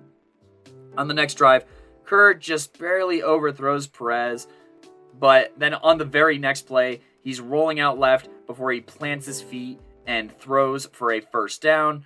On the very next play, there's a quarterback keeper, but a false start on the next play bounces it back. The ball then hits number 1 in the chest pads, and then on the next play, Kerr steps up in the pocket and tries to find Trey Fasicki for a first, but Zach Marrero makes a great play on the ball to force 4th and long. For the drive summary, I said this offense can't run without Kerr, and Wiggins looks clumsy so far. At one point, running into each other, Trey Fasicki, I expect him to probably make that play. It was a great play by Zach Marrero, and I don't want to take anything away from that. However, Trey is also one of the bigger kids, arguably the biggest kid that's in the pass game for either team, and he's not boxing out. So a little bit of a concern there on the Wiggins side. Before, on the next drive here, Strasburg, they start off with, a pretty good set of runs. And on 3rd and 6, Thomas Devlin even rushes for a first down, but a holding penalty brings it back. And, eventually Strasburg is going to have to punt. And, just that holding penalty definitely kills that drive. Wiggins, on this next drive, they actually get some pretty good gains running the ball and then set up 3rd and 3 to end the first quarter. And both teams have all their timeouts at this point. And with the ball on the 47 going in, Kerr has a quarterback keeper here and narrowly gets the first down. Then Julio Flores rushes for 4 yards here. And then the exact same play is ran in a row for 2. And so on 3rd and 5, there's a decent pass, and the ball is a little bit out of reach once again. Cole Kerr and his wide receivers just looking a little disconnected. There's arguably room for a PI call here, but I'm fine with the refs not calling it. I think there's a little bit of back and forth on the wideout and the defensive back here, and that ball just hits the turf. And on 4th and 5, there's a timeout called by Wiggins here, and they are going to go for it, and Cole Kerr is going to be stopped short by a just excellent group tackle on Strasburg's part here. So the drive summary is Wiggins could finally kind of run, but not enough for a first, and a decent drive stalls out here. You're just seeing that the pass game is a little disconnected, and this Strasburg defense is just playing very aggressively on that run game. On the Strasburg drive, there's a run by Caleb Hart and Zach Marrero that leads to a first, and then there's some immediate pressure, but on a pass play that doesn't really help anybody out. And then Zach Marrero, he's just so strong and balanced when he's running. He eventually sets up a 4th and 2, timeout Strasburg, and they run a direct snap run for a first down. Then on the next play, I would say it was more of a miscommunication on a route and throw. I think that Landon thought that the receiver was running, and the receiver thought he was running something else. So the pass hits the turf, luckily.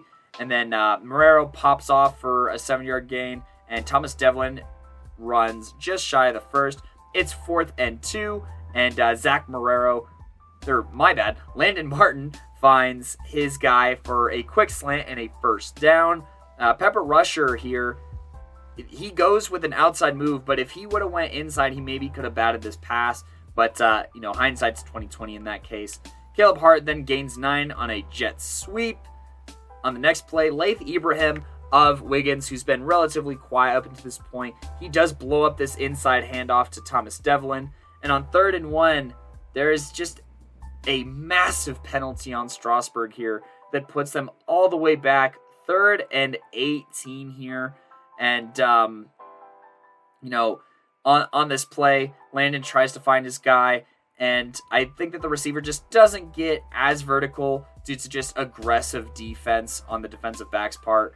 But then on the next play, on 4th and 18, Landon throws an absolute dot in the end zone, but the receiver just can't quite track it. I mean, he has to kind of follow it over his head and then look up and watch it all the way into the basket, and it just doesn't quite help here. So on that drive summary, Strasburg bullied their way down the field and had some nice passes from Landon Martin, who is just so drastically better from last year. I can't stress that enough.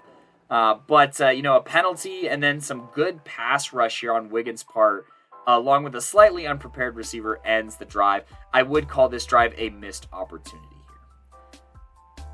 On the next Wiggins drive, look, Trey Fasiki, he has kind of a bad drop here. Caleb Hart does make an aggressive tackle here, but it's definitely a catch that by the time Caleb makes this tackle and the way that the tackle was, Trey has got to make this catch. Look, I'm calling up the Wiggins receivers here.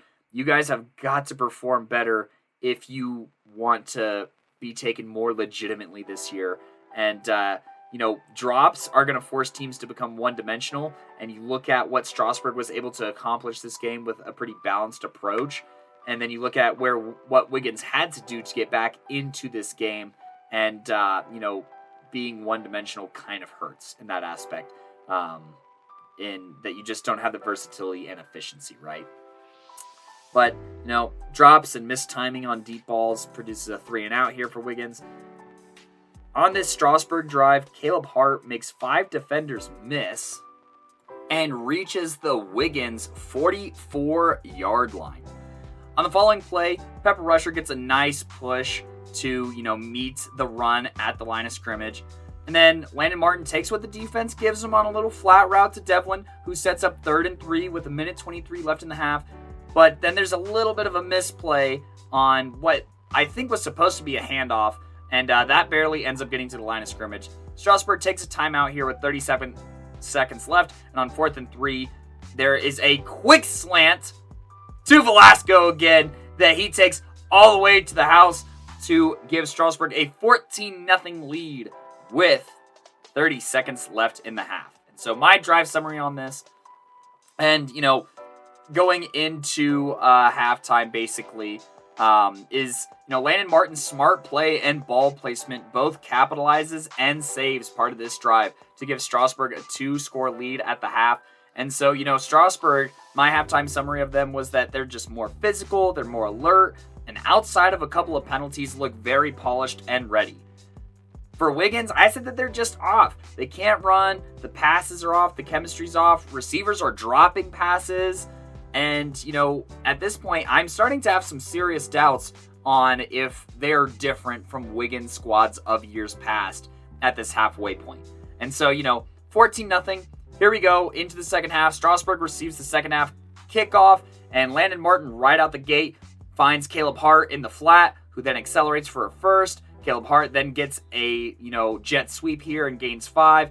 But then on 3rd and 5, Pepper Rusher makes a tackle here that only allows for 2. I also say that Lath and Ibrahim on this, or Lath and Pepper, were both standing up on this play. So showing a little bit of versatility on that line at the edge positions. And on 4th and 2, Strasburg lines up as a punt, but adjusts to gun, and Landon Martin hits Thomas Devlin for a first. So, they have a little bit of versatility there, it seems. And then on the next play, they have a toss to Caleb that gets forced all the way to the sideline. Cole Kerr makes some great plays on back-to-back runs. And on 3rd and 5, Strasburg takes their first timeout of the half here, this opening drive. They definitely want to try and put this game away with another score, which I think momentum-wise, being able to come out and do that could go a very long way. But, the ball ends up just out of the reach of the receiver, and then on the next play, the pass rush works pretty well. And fake punt, like direct snap to Marrero, doesn't work. I probably would just run a play here, but, it is what it is. Wiggins, they show signs of life here on this next drive. Flores gives Wiggins the biggest gain of, their game here with a 30-yard rush, carrying defenders, running hard, and I'm like, hey, maybe Wiggins came to play in this second half. And then Wiggins, they stay disciplined here. They get an encroachment on Strasburg, and they have 1st and 5 on the 35 going in. But, a run play's blown up here, and then Cole Kerr play action fumbles and kills this drive. And I was just thinking, man, Wiggins finally had a chance, and they call an obvious play action after 2 runs, and Kerr fumbles here just trying to do too much. So, Strasburg, they get the ball back, quick completion for a first. Omar Perez here got to do a little bit better of a job tackling low. But then on the next play, Landon holds onto the ball way too long. But, eventually finds his guy, and Caleb Hart stiff arms his defender into the ground. Those were 2 different plays, my bad. But, Caleb Hart runs hard here, and you could see some frustration on the Wiggins side. You see people trying to call each other up. You see them like, hey, this is the time. Otherwise, we're not going to be able to get back in this game if they score again, right? So they turn it up, and, Pepper Rusher, Lath Ibrahim, they make a massive tackle for loss. They force a 3rd and 15, and there's a delay of game. And then Pepper and Julio Flores actually get immediate pressure and a massive sack here. Wiggins finally got mad enough to make some plays on defense after getting bullied earlier in the drive, and they force a Strasburg punt. So good bounce back here. Wiggins, they get the punt, and they get set up on 3rd and 1. Julio carries past the first down, and they start getting a push internally for a few first downs, and they run a hurry up before eventually 75 Stevens on Strasburg stops Julio at the line, forcing 3rd and 6. They slow down here. Strasburg, they bite on the play action, but another drop here kills this Wiggins drive it doesn't kill this Wiggins drive, but another drop prevents a big play here. Look, they catch the ball. That's your only job. So, but anyways, on 4th, Kerr keeps it himself, and he has a nice little cut and shows good power, kind of carrying some defenders low-key for a first down to end the 3rd quarter. At the start of the 4th here, it's still 14-0, Strasburg leading. Kerr, he gets a keeper that sets up 1st and goal. Julio has a monster pancake before, eventually 79 of Strasburg tears up a quarterback draw that I think is just a terrible play call. And on 3rd and 4, there's a flood right screen left that ends up in the end zone, but an illegal shift takes away the score. So on 3rd and 8, there's a slight overthrow. And, it's a slight overthrow, but it was a drop. I would say it did hit the receiver in the fingertips. And so on 4th and 8, Kerr just sees a pass late and tries to throw it across the field. Exactly what Caleb Hart wanted. He definitely baited this pass and intercepted it in the end zone, making it a potentially game-sealing play with 9:26 left. And I put that a silly mistake here cost Wiggins a score on this drive that ends, honestly, before the interception in momentum-wise, in my opinion. But, Caleb Hart also makes an incredible play here athletically and instinctually. But that would be the last, play for a while here. We eventually have to go back to the car because there is lightning delay. The lightning is going absolutely ballistic here with 9.5 minutes left. Simon and I were going back and forth well, how long do you think it's going to go? And we looked at our lightning radar, and it was everywhere. It was lightning basically everywhere that there was a football game in Colorado, or so it felt like. Lots of games from that Friday night got postponed into Saturday. One got postponed into Monday. It was a bizarre weather occurrence here. And it looks cool, but for the sake of football, gosh dang it, right? And so we end up having to sit in the car. We sit in there about an hour. I want to say it's around 8:30, 8:45 by the time this happens, almost 9 o'clock. They then begin the game back at 9:46 after a long wait here. And so Strasburg comes out, and, they eventually have to punt. And Wiggins gets the ball at the 36. And so they're feeling themselves. They're running the ball really well. They're doing hurry up. On 3rd and 1, they eventually have a Kerr keeper for 6. And then on another keeper, Cole Kerr scores here.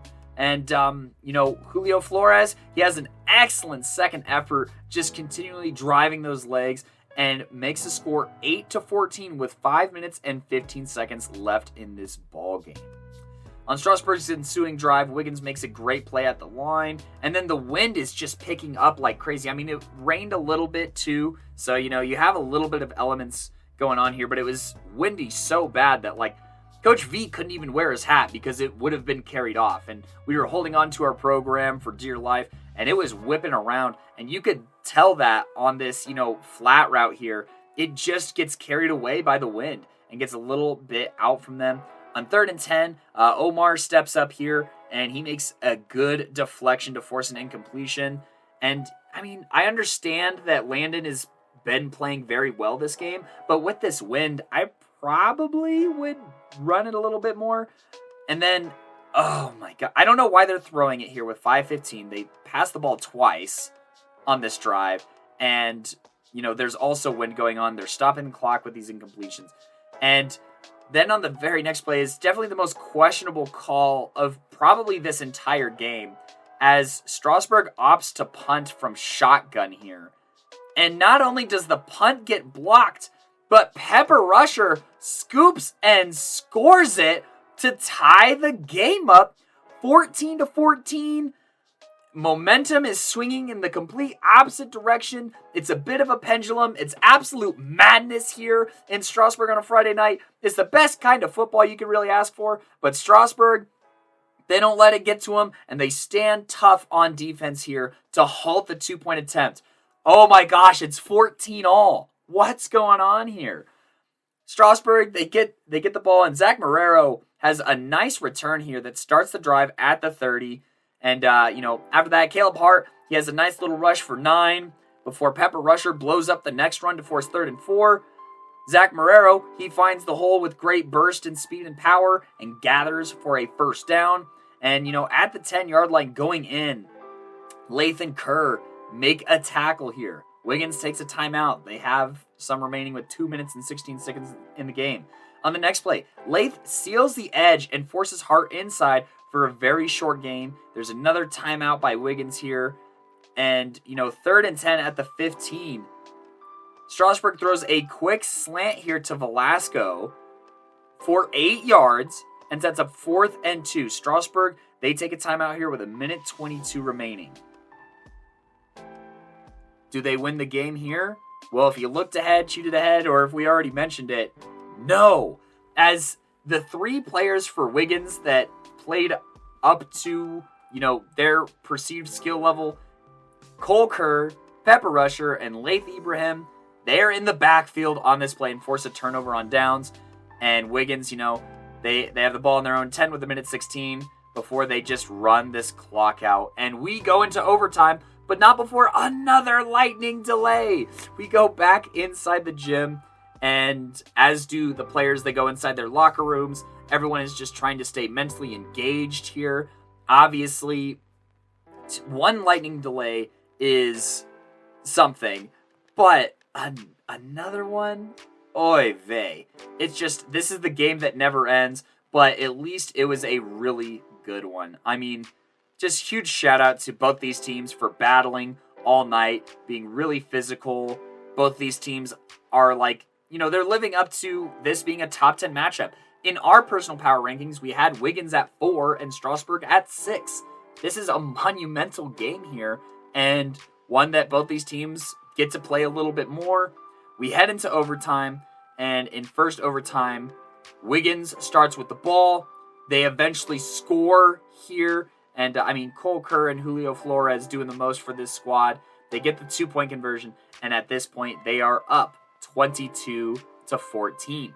Strasburg here, man, they end up with the ball here, and on 4th down, they throw a corner route, and the defender has his back to the ball, and he commits pass interference. He thinks it's just a play being broken up, but the flag does come out, and pass interference is called, giving Strasburg new life here, and they capitalize off of that, scoring both that and the 2-point conversion. I think it's a quick hitter to either Caleb Hart or Velasco on the far side of the field.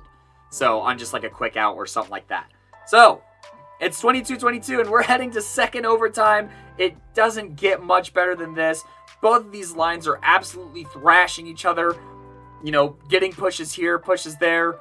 Running backs are being snuffed out at the line, but they are also picking up big gains. They're running hard. It's such a physical football game. Everyone is showing endurance. Nobody is really being helped off the field or limped off. This is for your city. This is for your community, really, or your town, right? This is why these guys play football, is to represent their community, arguably more than most places. And, it doesn't matter who you are. It doesn't matter who you're from, or, who your parents are, where you're from at this point in that town, what your history is. It doesn't matter what you look like. It's just football right here. It is the purest form of football that I have probably seen here in Colorado.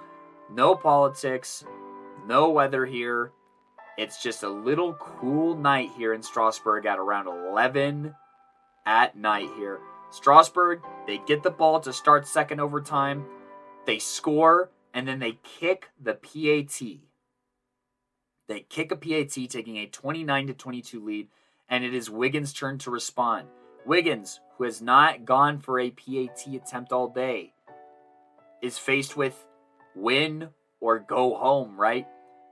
They score a touchdown. It is 28-29. It all comes down to this. They're going for the 2-point attempt. Strasburg knows it. Wiggins knows it. You got to get the ball in the hands of your best player here. And Strasburg, by golly, you got to stop him. Cole Kerr on the keeper. Stuffed! Absolutely stuffed here. Strasburg snuffs it out and stops Kerr just shy of the end zone and wins this ball game 29-28. Overall takeaways, and I'm going to touch on Wiggins here for a little bit. They definitely got off to a really slow start. Talked to some of their guys, after the game in DMs, and made sure that I let them know, hey, that was a heck of a game that you guys played. There's a lot to be proud of in this game. There's obviously some good takeaways, but chemistry-wise, obviously they got to get on the same page in the pass game. And I think that, their ability to be multi-dimensional last season is what made them so fun to watch and just so dangerous to a lot of 1A competition, being able to both run and pass. But they need their receivers to start catching balls, and they need to just be more focused and more engaged, Watch that ball all the way in and then protect it, and then worry about what you're going to do with the ball afterwards, right? So just repping those hands, use some tennis balls, get that practice in, right? For Wiggins, I mean, huge adversity, and their defense showed me a lot down the stretch in that fourth quarter, bringing them back into the game, obviously scoring one of those touchdowns on defense/special teams. But they are going to need some more contributors other than Cole Kerr, Laith Ibrahim, Pepper Rusher, and to an extent Julio Flores if they want to actually make some noise in 1A this year. I don't think if you put yourself in this exact same situation in the playoffs, I think it's a different story. I don't know if this game necessarily goes to overtime, so they just got to come out a little bit more focused, a little bit more polished, a little bit more clean. But I mean, they showed incredible grit, which goes a long way, and I think that perseverance that they showed in that comeback that, they pulled off to at least force an overtime does wonders, and I was ready to put them at 2 if they won this game following that, potential comeback win. But, Strasburg, on the other hand, I'd say that allowing Wiggins to score 1 touchdown isn't necessarily the worst thing. I think that drive where they passed it twice with the wind being crazy and then punted out of shotgun, that was really concerning because, I mean, I think that you just run the football here and give them less time because when Wiggins has had like a whole field to work with, they really haven't shown the ability to score. They scored off of the 36-yard line, and they scored off of a blocked punt in your own territory, on your own side of the 50. So I would have personally challenged that a little bit more there. And that blocked punt was just, that drive looked very uncharacteristic, and they just came out a little flat, I think, out of the locker room here, heading into that fourth quarter after the first lightning delay, which is, maybe to be expected, but not to such a degree where you just let the other team back in. But then they made stops when it counted, right? This Strasburg defense was incredibly clutch. They really only allowed 8 points, right, in regulation. And then in overtime, I mean, on a short field, look, they made the 2-point stop when it mattered. All those guys in the trenches, those hogs, you know what I'm saying? They really stepped up big time.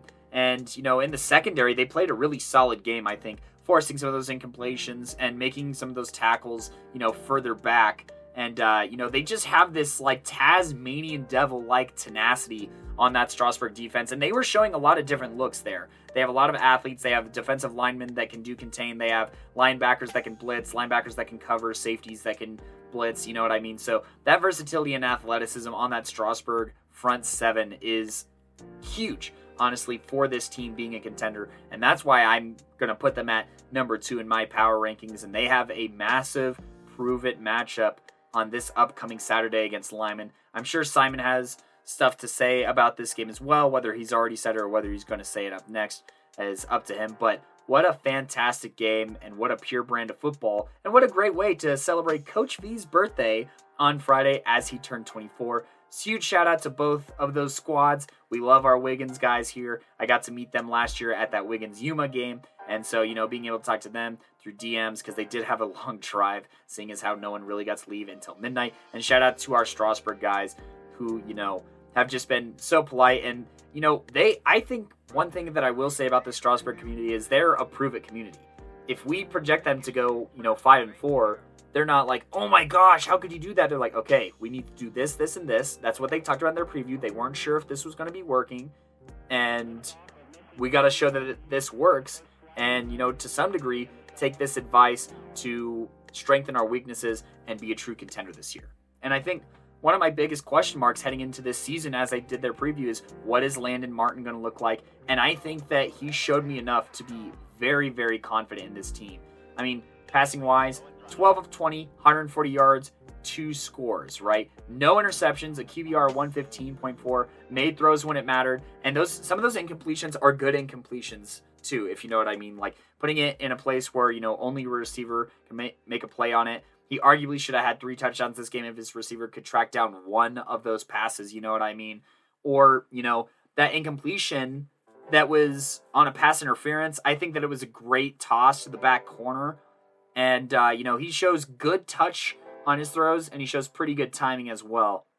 I'm very excited for what Landon Martin has going for him, and for what this entire Strasburg team, all those guys that I talked about at the beginning of the segment and in my, yearly preview, they all stepped up big time this game. And I highly recommend trying to make it to some Strasburg football in the future what a heck of a game here that we had Strasburg versus Wiggins on September 2nd.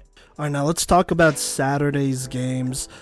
We will talk about Northridge versus Evergreen after this one because that was the big one we won to. But let's go ahead and get this one started. So Pueblo Centennial, they played Palmer. They would go ahead and take care of business 44-30.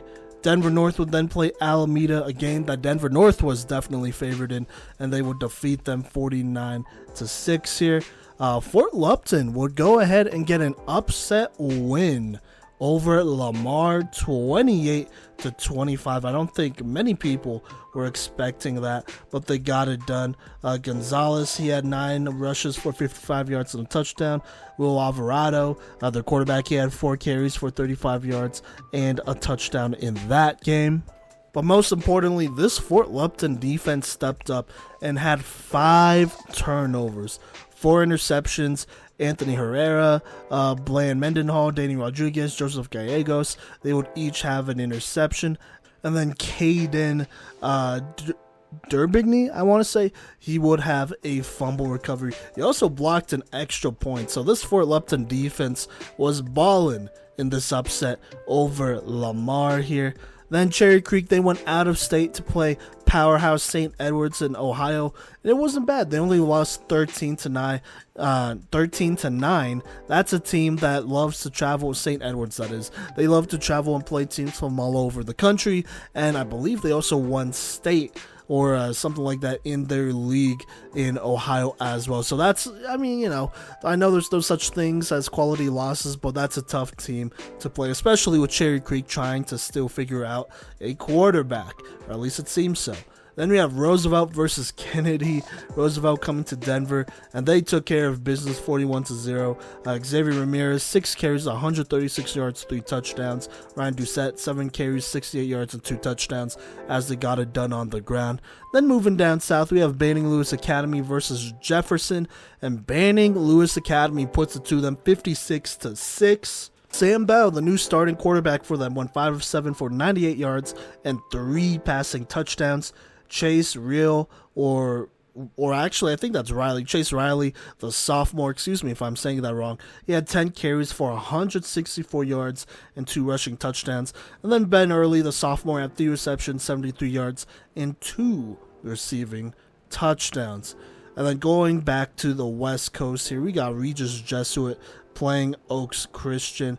And unfortunately, Regis Jesuit came up just short, 28-34. This really shouldn't affect the rankings too much, as that is a pretty solid team from out of state.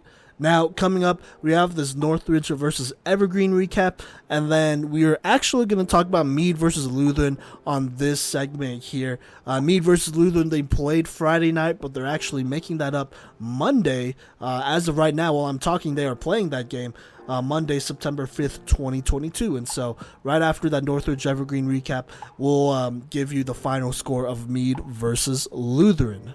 All right, y'all, it's the last time that you'll have to hear from me on this episode, as we had Northridge versus Evergreen on Saturday. Also got to see some of our, PMC fam members on the sideline of that Northern Colorado game, which was a fun time, even though Northern Colorado did lose that game. But we won't dwell on that too much. We're going to go ahead and talk about this Northridge versus Evergreen game, which first off had a helicopter landing at midfield to deliver the game ball. That's like one of the most hyped things I've ever seen in high school football. Northridge, man, they know how to do it up, and this was a huge 3A matchup between Evergreen and Northridge here. And so, to get this game started, Northridge had the ball on the 45, and, on 3rd and 11, they end up in 3rd and 11, and they have a screen for 8, but a holding penalty then puts them, further back, and a third pass is just out of bounds.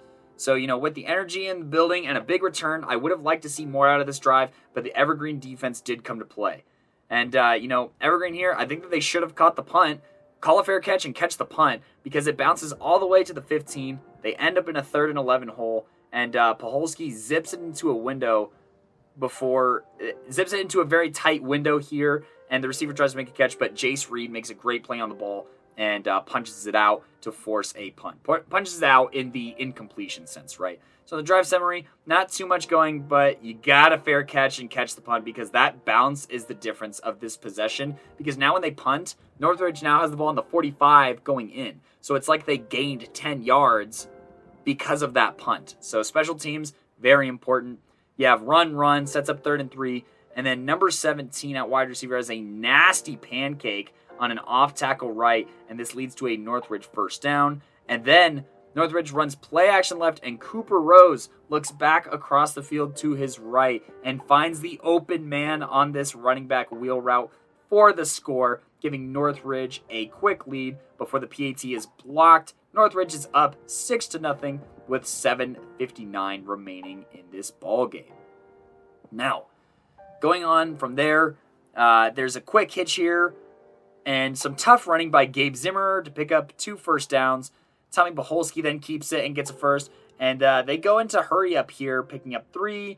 And then on another hurry up call, Tommy Paholski finds number 4 for Evergreen, Nash Carroll for the score. 4 for the score. And it gives Evergreen actually a 7-6 lead after the PAT is good.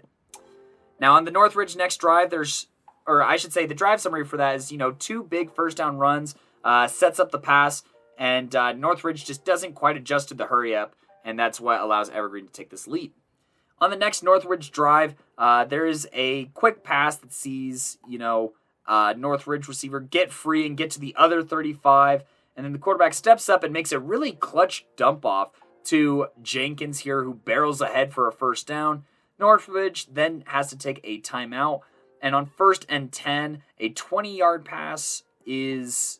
or 1st and 10 on the 20. A pass is way behind the wide receiver. The timing is just off and is intercepted by number 3 of Evergreen.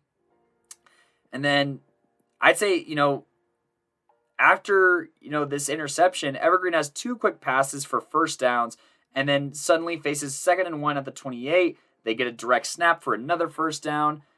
And following that, on that new set of downs, Northridge, they get a good push on this D-line. And so this is another good battle between a very solid Northridge D and offensive line and this Evergreen D and offensive line that, has really good tackles and ends as well. Make sure to listen to Coach V's season preview on Evergreen for full details on that.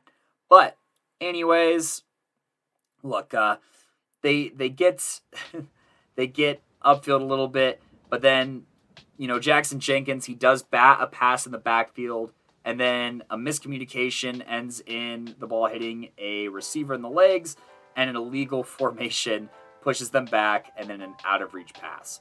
So, on the drive summary, I said that this is a methodical drive that gets upended by missed passes and timing, and then with a blocked QB punt, Northridge then gets an excellent setup here, heading into the second quarter with great field position.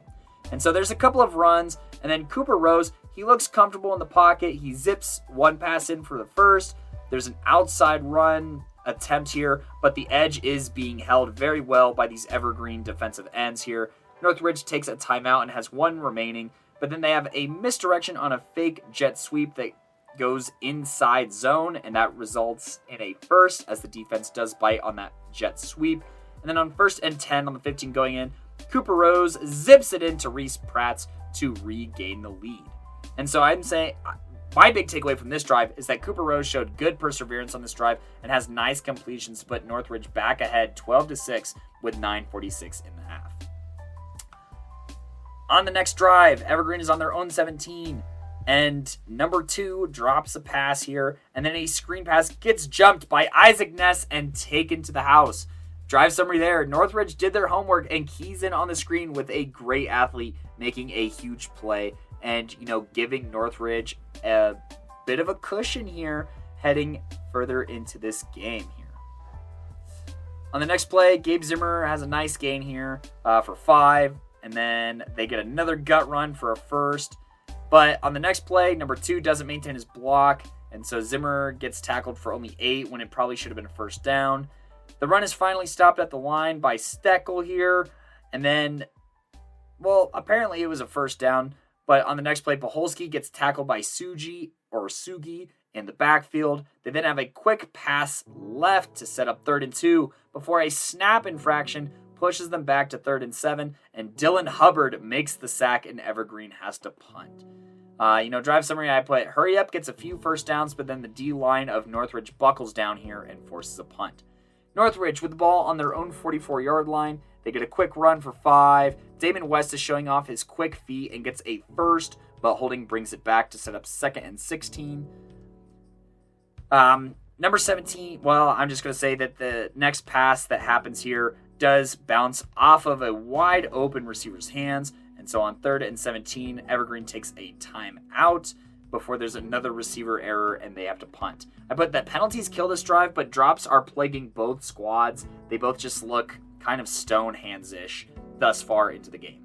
Evergreen starts off the ball on their 27, and there's a quick pass, but multiple fouls on Evergreen here as number 4 commits a personal foul, and there's also a holding. So it puts them all the way back to the 8-yard line, and on 1st and 29, there is a forced fumble by Parker Steckel, and I'm just putting a lack of discipline is glaring here, and you need to just play with your pads during the game and quit talking so much. And Evergreen, they're in their own heads, and they are just committing dozens of mistakes. And so Northridge, they have the ball at the 9 going in.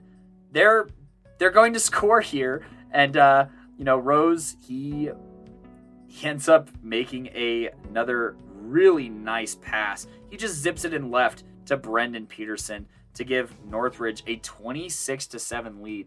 And I'm just saying, that this defense is very opportunistic and is setting up the offense here to just blossom in this game. On the next drive, this is one of the biggest moments of the game, in my opinion. Apparently, they flag Steckel for throwing a punch, and he doesn't. The allegation is that he threw a punch. I didn't see it, but that's what the ref said, and he gets ejected from this game. And up until this point, he just had the forced fumble on the previous drive. That is a tough loss here. But Evergreen here, they don't capitalize off of the penalty. There's another dropped pass. There's a holding, and then there's a flag here, but it's an inadvertent whistle.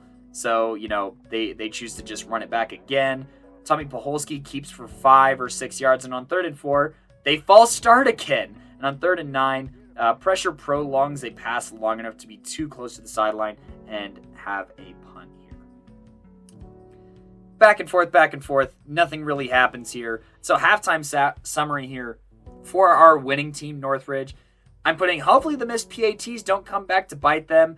And, a bad field goal unit is a concern for later in the year. And losing Steckel hurts as well, but Burkholder stepped up big time in that first half and has been an absolute menace. He obviously gets it done on both sides of the ball. And I bet that the defense is playing awesome. Their instincts look fantastic, and they've set up at least 12 of these points. And huge props to Cooper Rose, like I said earlier, shaking off a bad throw early and just being absolutely perfect for the rest of the half. For Evergreen, I put they were playing very sloppy. Just absolutely overwhelmed by Northridge's strength on the defensive line. They didn't capitalize off of an interception, as well as, great field position set up by a penalty. They didn't capitalize off of the ejection of arguably one of the bigger game wreckers of the Northridge defense. Then drops, and then special teams not, getting fair catches in the right spot, and on offense, just stalling out. There's just mental mistakes, inferior strength here.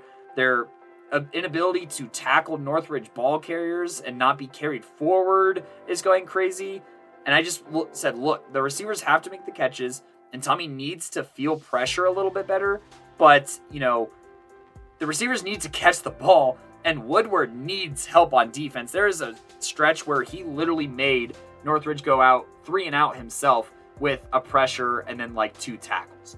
So you've got to help him out here. And so heading into the second half, Evergreen, they don't show me mental toughness here as they can't even catch the opening kickoff and have to start this drive on their own 17-yard line before running the ball running the ball 3 times in a row for a first down.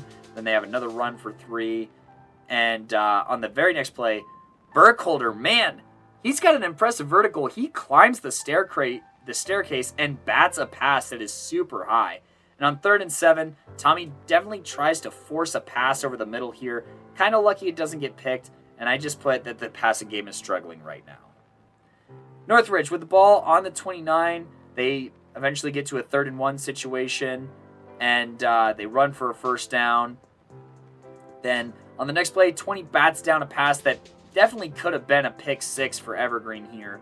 You got to be a bit more instinctual and aware. You got to be alert. You have to have your head on a swivel, and you've got to make a pick 6 there. I really don't think there's an excuse.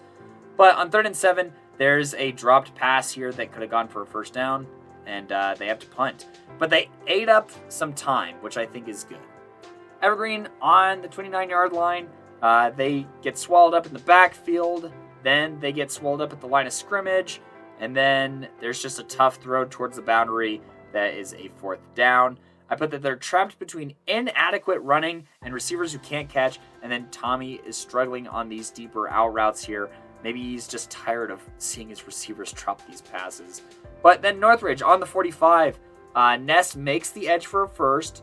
Then they run for 4. They have a swing pass for 1. Then Cooper tries forcing a pass across the body when he has time to plant. And he almost throws a pick here. I just put uneventful in the drive summary. But Cooper, definitely just be a little bit more aware of the time that you have. Because if he plants his feet and delivers this strike, he has the arm talent. He has the timing. I think that it would have been a first down.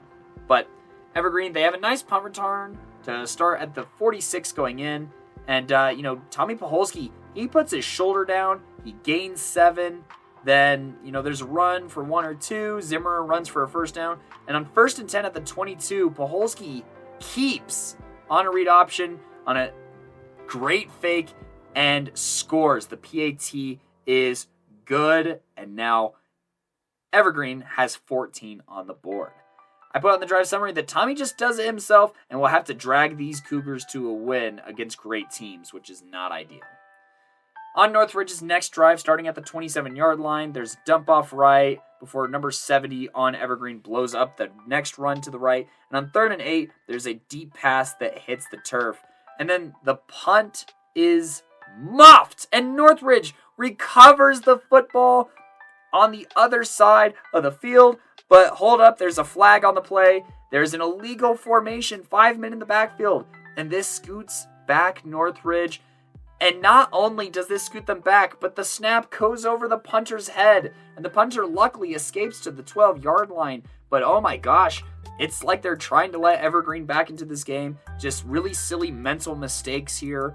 And, Evergreen on the 12 going in, Paholski keeps it and puts his shoulder down for the score. And all of a sudden, this is a 1-score game with Evergreen behind 21-26. Heading into the 4th quarter, Northridge has the ball on their own 15.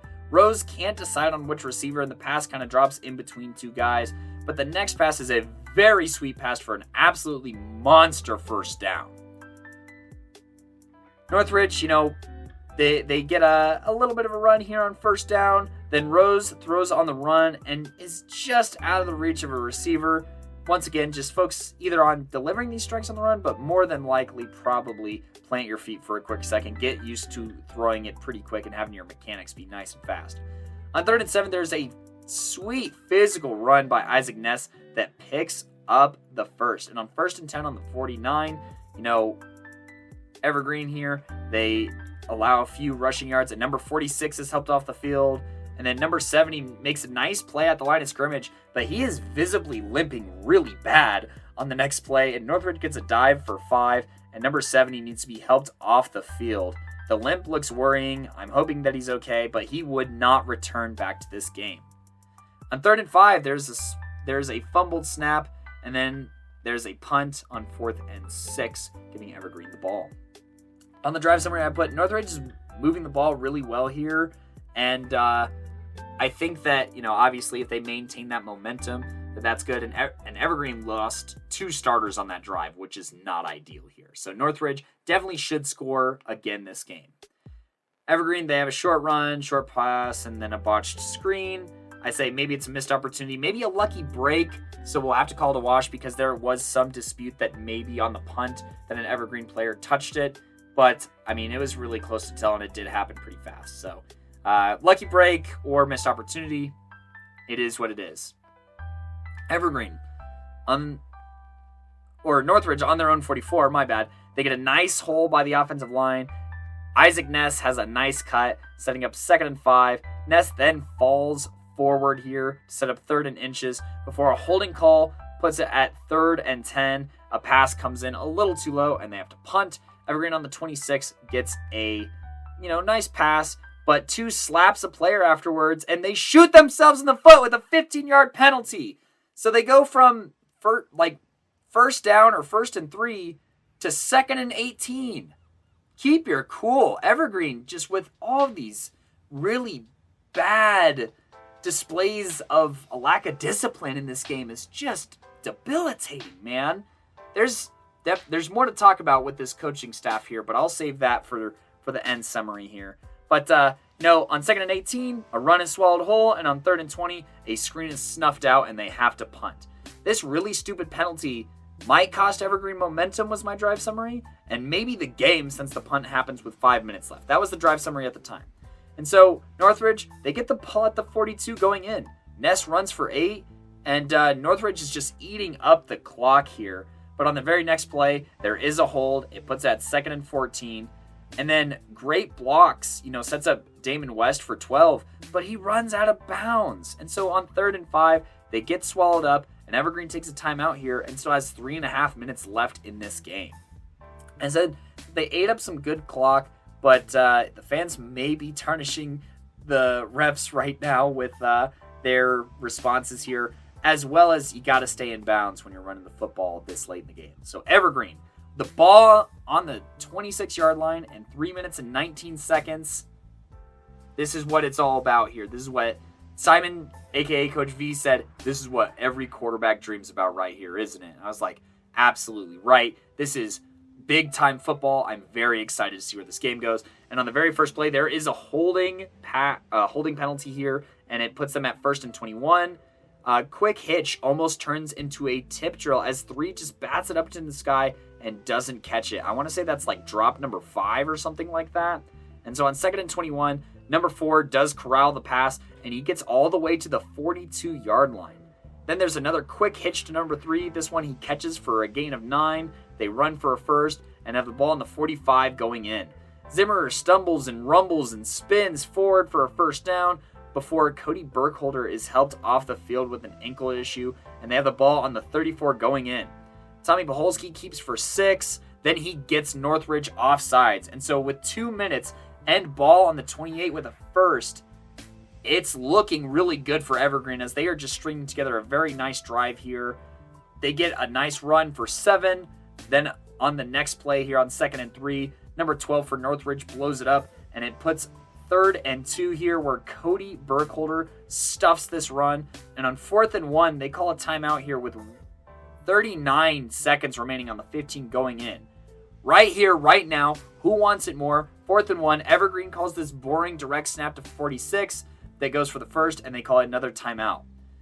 This drive is getting kind of underwhelming, and with 1st and 10 on the 13 going in, with 34 seconds, they call a quick slant that goes all the way to the 2-yard line. This play gets blown dead at the 2, and Evergreen has 1st and goal. They use their last timeout, and they have 26 seconds left. What do you think they do here? What do you think, if you're a listener, what do you think Evergreen does here? Do you think that they put the ball in the hands of the quarterback that ran for 2 touchdowns to bring them back into the game and also threw an absolute dot to start off scoring and give them their only lead of the game? That's what I would probably do, is I'd probably get the ball into the hands of my best offensive player personally. But not here in Evergreen. Nope. They put in their Wildcat wedge formation, and they get stuffed 2 plays in a row, and Northridge wins this game.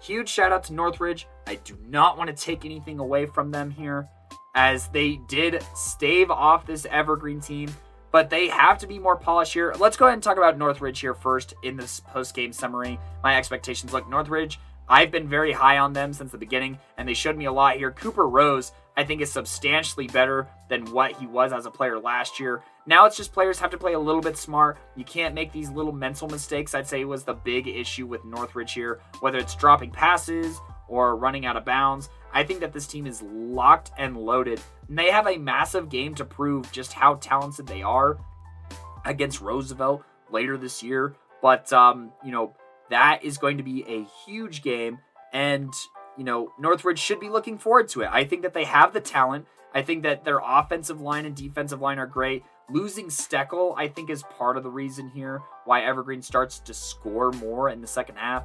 So I will be interested to see what the results of that is. But either way, he's going to be there for the rest of the year. And there's maybe some questionability about whether he really did hit someone. So I don't know if it's necessarily going to be an ongoing problem here for Northridge, having to worry about players getting ejected and whatnot like that. So Northridge, huge props to them. Ran the ball really well. They have a very balanced attack. I really like their offense that they have. And, I think that their defense is even more so talented here. And, we're very opportunistic. They help set up the Northridge offense with very short fields. And, the Northridge offense has to be able to do it from their own side of the field as well. But, it never hurts to score points when your defense sets you up. I think that this was an excellent test of grit, determination, and just facing a team that's more talented than their week one opponent to prepare them for the long haul and for the postseason. I really don't have too many complaints. You just got to catch the ball and cut out those little mistakes, and this game is over a lot sooner, right? Now, Evergreen. Evergreen here, they're down 26-7, and I'm like, is this the same Evergreen team that just can't get past the first round of the playoffs? Is it a toughness issue? Is it a health issue? Is it some kind of other issue? Because to be fair, 2 years ago, Lori Tano was not allowed to play in that opening round of playoffs for really stupid eligibility, quote, reasonings, end quote. And, that maybe we can cut some slack there. But then they definitely struggled in the first round last year. And against better teams, against contending teams, they struggle. I look at last year in that Lutheran game. Obviously, there was some outside stuff going on that did influence that game, but they definitely came out a little flat. And this right here puts a really bad taste in my mouth. I'm going to hammer Evergreen in my power rankings here because the decision to not have Tommy Paholski on the field is blasphemous. It's idiotic, and it's one of the most ridiculous things I think I may have ever seen in my experience with football. Imagine not having your best offensive player on the field with the game on the line. The wedge play and the direct snap wasn't even working that well up until this point. They would barely pick up first downs running that play, like very barely pick up that play. And, Colorado football, they have this problem where, and I'll even quote Coach V on this a little bit, where the going gets tough and they revert to what they know in a sense of panic, and all they know is how to run the ball. And they run the ball over and over and over again here with the game on the line, and they lose. Versus if you have Tommy in there, he can throw it or run it in. Now, there is maybe some speculation here that that initial slant pass goes in, but even if they blow that whistle early, you got to leave your guy in there, man. Like Tommy, he's got preferred walk-on to Division I schools, and he's a high-end talent here in the state of Colorado. And to not only did he not touch the ball in those final two plays, he wasn't even on the field. The guy who scored every one of your touchdowns wasn't even on the field. How dumb do you have to be? I'm not even going to mince words. It's so stupid how that game ended, and it left a really bad taste in my mouth. I was pretty upset for the rest of the night because look, if Tommy's in there and it gets stopped, look, we saw it on Friday. We saw it on Friday night where Wiggins gets stopped at the yard line by a very talented Strasburg team here, and it was against their best player, Cole Kerr, right? Strasburg proved themselves there, and Cole Kerr left it all on the field and just came up shy. Tommy didn't even get that opportunity. He didn't even get that opportunity to headline this comeback. He didn't get an opportunity to, even be stopped at the one. Like, if Northridge makes two good stops in a row on Tommy, then, that's an even more deserved so win than the one that they got that they did rightfully deserve. But you don't even give your guy that chance to make that play? I don't know, man. Me personally, I don't understand it. I'm baffled. I'm frustrated for the players who did leave it all on the football field. And yeah, I mean, you can make an argument, oh, we didn't lose that game on that play because, we can be completing passes, we could be committing less penalties, blah, blah, blah, blah, blah. We could be turning the ball over less. Yeah, sure. But you had a chance to win the game, and you didn't put your best foot forward. What does that say about this program?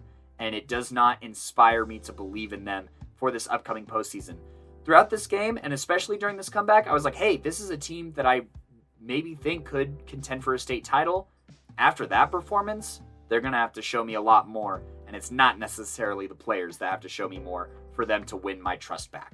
But overall, final score, Northridge Grizzlies, they live up to the hype of the helicopter hitting midfield, and they clutch this game 26-21. Definitely got to work on those PATs and, go home victorious on September 3rd, 2022. All right, so there you go. And in other 3A news, Lutheran did beat Meade, it appears, here on Monday. They beat him 19-7 here in this rescheduled game. That's a big game for Meade. Obviously, don't have the stats right now, but regardless, a dub is a dub, and that's a good bounce-back dub for Lutheran coming back home after losing out of state week 1. All right, let's talk about Playmakers of the Week. A lot of great Playmakers here. Let's go ahead and start on the 5A level, though. Here are our candidates. We got Jordan Rochelle. Against Lakewood, he had 81 rushing yards, a touchdown, 10 receptions, 168 receiving yards, and 2 touchdowns in that game. Then we got Ethan Cook versus Boulder, 15 of 24, 285 yards, and 6 passing touchdowns, no turnovers. We got Liam Zarka against Fossil Ridge. He went 11 of 16 for 243 yards, 3 touchdowns, and got the big dub over Fossil Ridge. Then we got Carter Daniels versus Fort Collins. He really did his thing. 11 tackles, 2.5 sacks, 1 interception, 1 fumble recovery, 1 forced fumble in a beatdown of Fort Collins. Then you have Jordan Neeson against Castview. He had 3 interceptions on defense, and then on offense, he had 100 rushing yards, at least 1 rushing touchdown.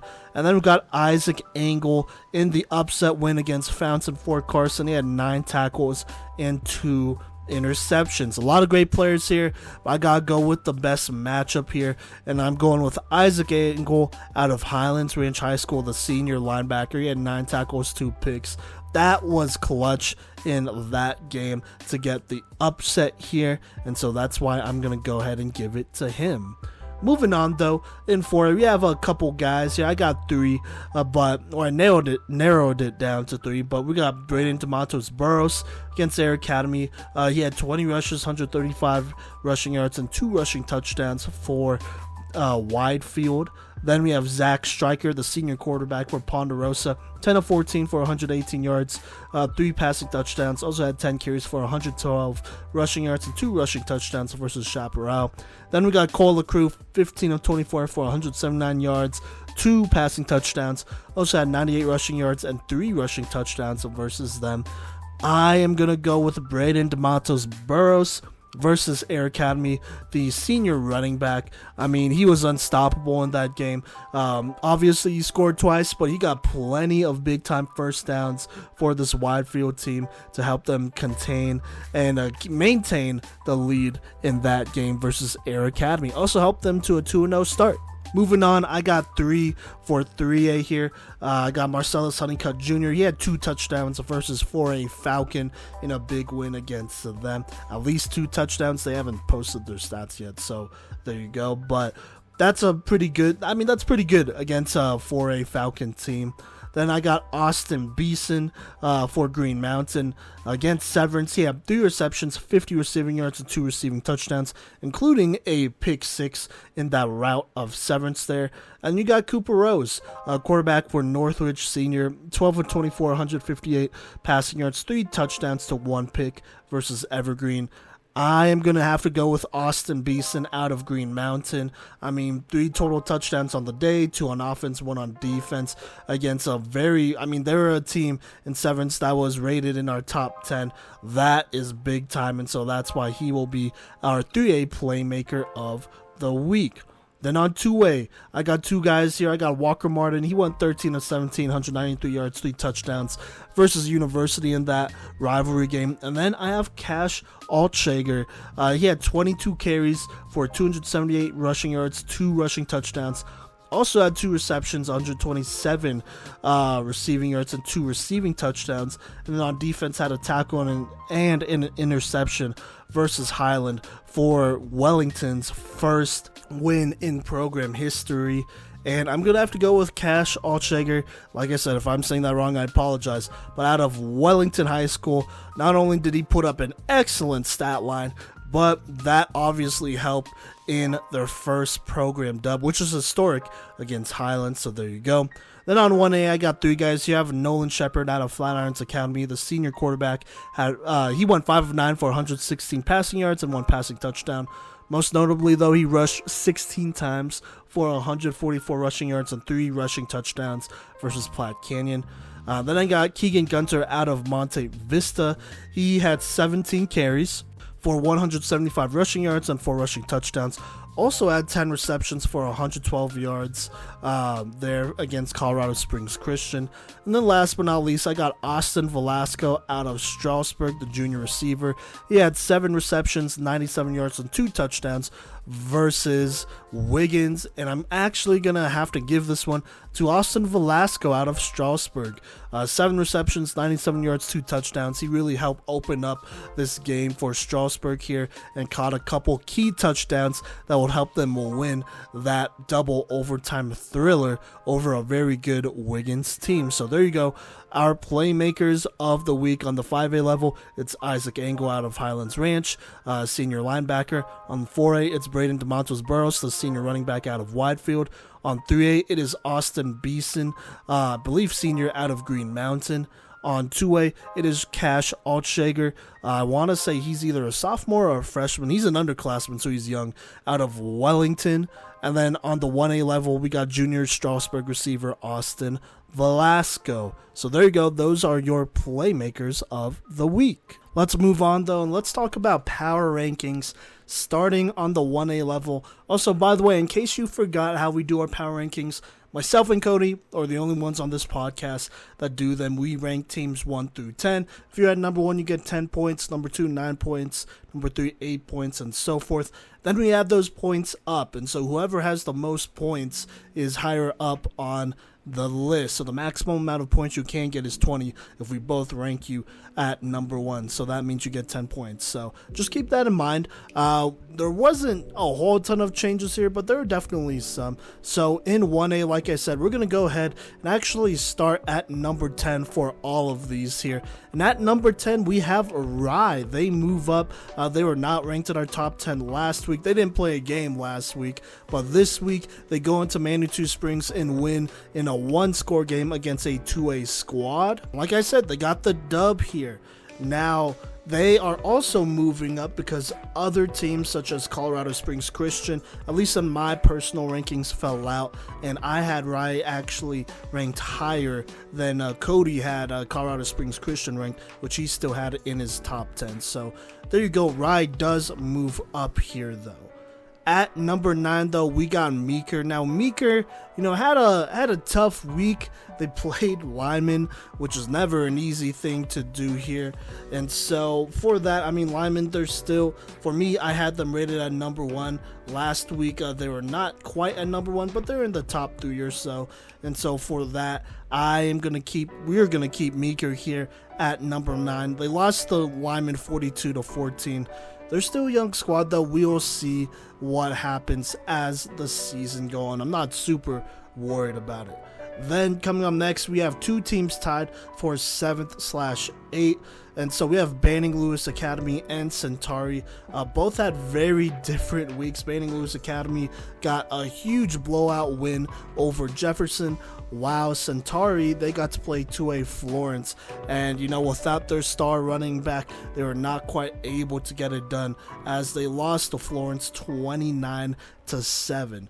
And so because of that, Banning Lewis Academy moves up, and Centauri actually moves down 2 spots here after a tough loss there. Now going into this next week, week 3, both teams have some pretty significant competition. Banning Lewis Academy will be playing Yuma away on Thursday, and so we'll see if we could beat them. I believe Yuma's also 2-0.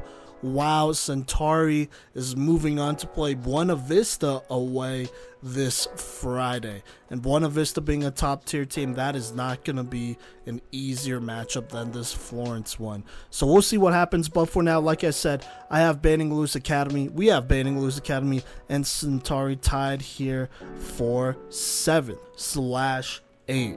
Now, moving on, we have another tie at 5/6. We got Wiggins and Monte Vista both tied here.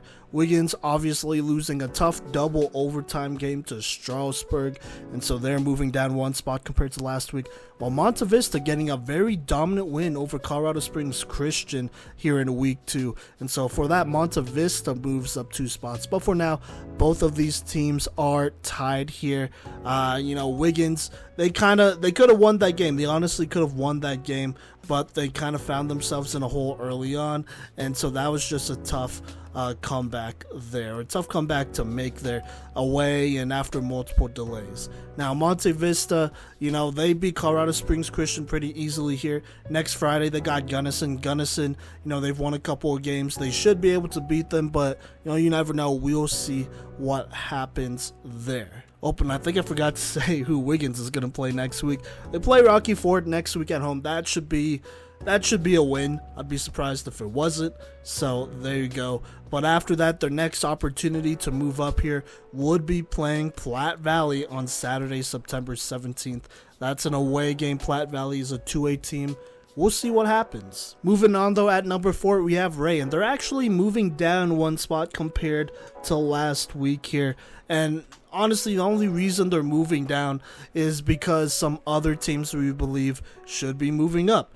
For example, Ray, they beat Goodland 36-16. That was probably a team they should beat. The teams ahead of them either have been undefeated and we've had them ranked ahead of them, or we feel like they played better competition this week. So just keep that in mind. But at number 3 here, we have Buena Vista. Buena Vista actually moves down 2 here, but they didn't play a game here in week 2.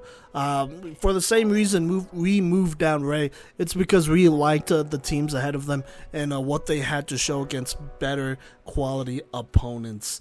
Now, Buena Vista, they got a solid win over Salida last week, and so this week they had a little bit of a break. But going into the next week, they play Centauri, who at this point they really should be able to beat here. There's no excuses as they don't have their starting running back, so we'll see what happens. And honestly, after that, they play Gunnison, and then Lyman would probably be their next best bet to move up here in these power rankings. But from here on out, they really should be favored leading into that Lyman game. So there you go. Like I said, they moved down 2 spots to number 3, but they did a pretty good job here.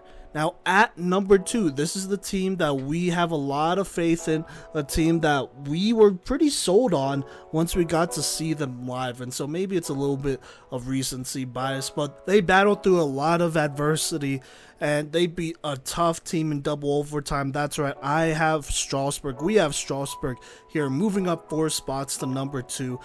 Beating Wiggins, that was a good game, and honestly, I know it said 29-28 in double overtime, but before the lightning delay, they were kind of dominating this team and had a chance to put it away in the 4th quarter. Now, obviously an hour delay is going to throw a wrench into things, and that happens for both teams. And so things happen, but they still found a way to get it done.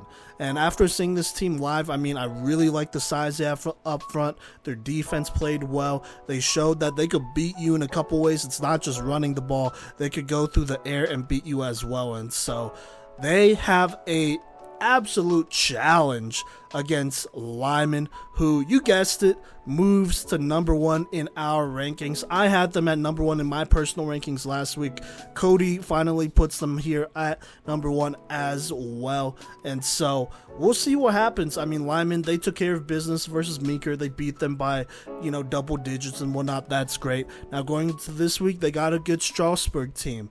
I mean, this is definitely a game that either team really could win. Should be a nice battle between these two top teams. And so, once again, the 1A power rankings go Rye at 10, Meeker at 9, tied at 7, we have Banning Lewis Academy and Centauri, tied at 5, we have Wiggins and Monte Vista, then at 4, we have Ray, 3, Buena Vista, 2, Strasburg, surging up, and then at number 1, we got Lyman. So there you go, those are your 1A power rankings. Now here in 2A, we got a lot of the same here.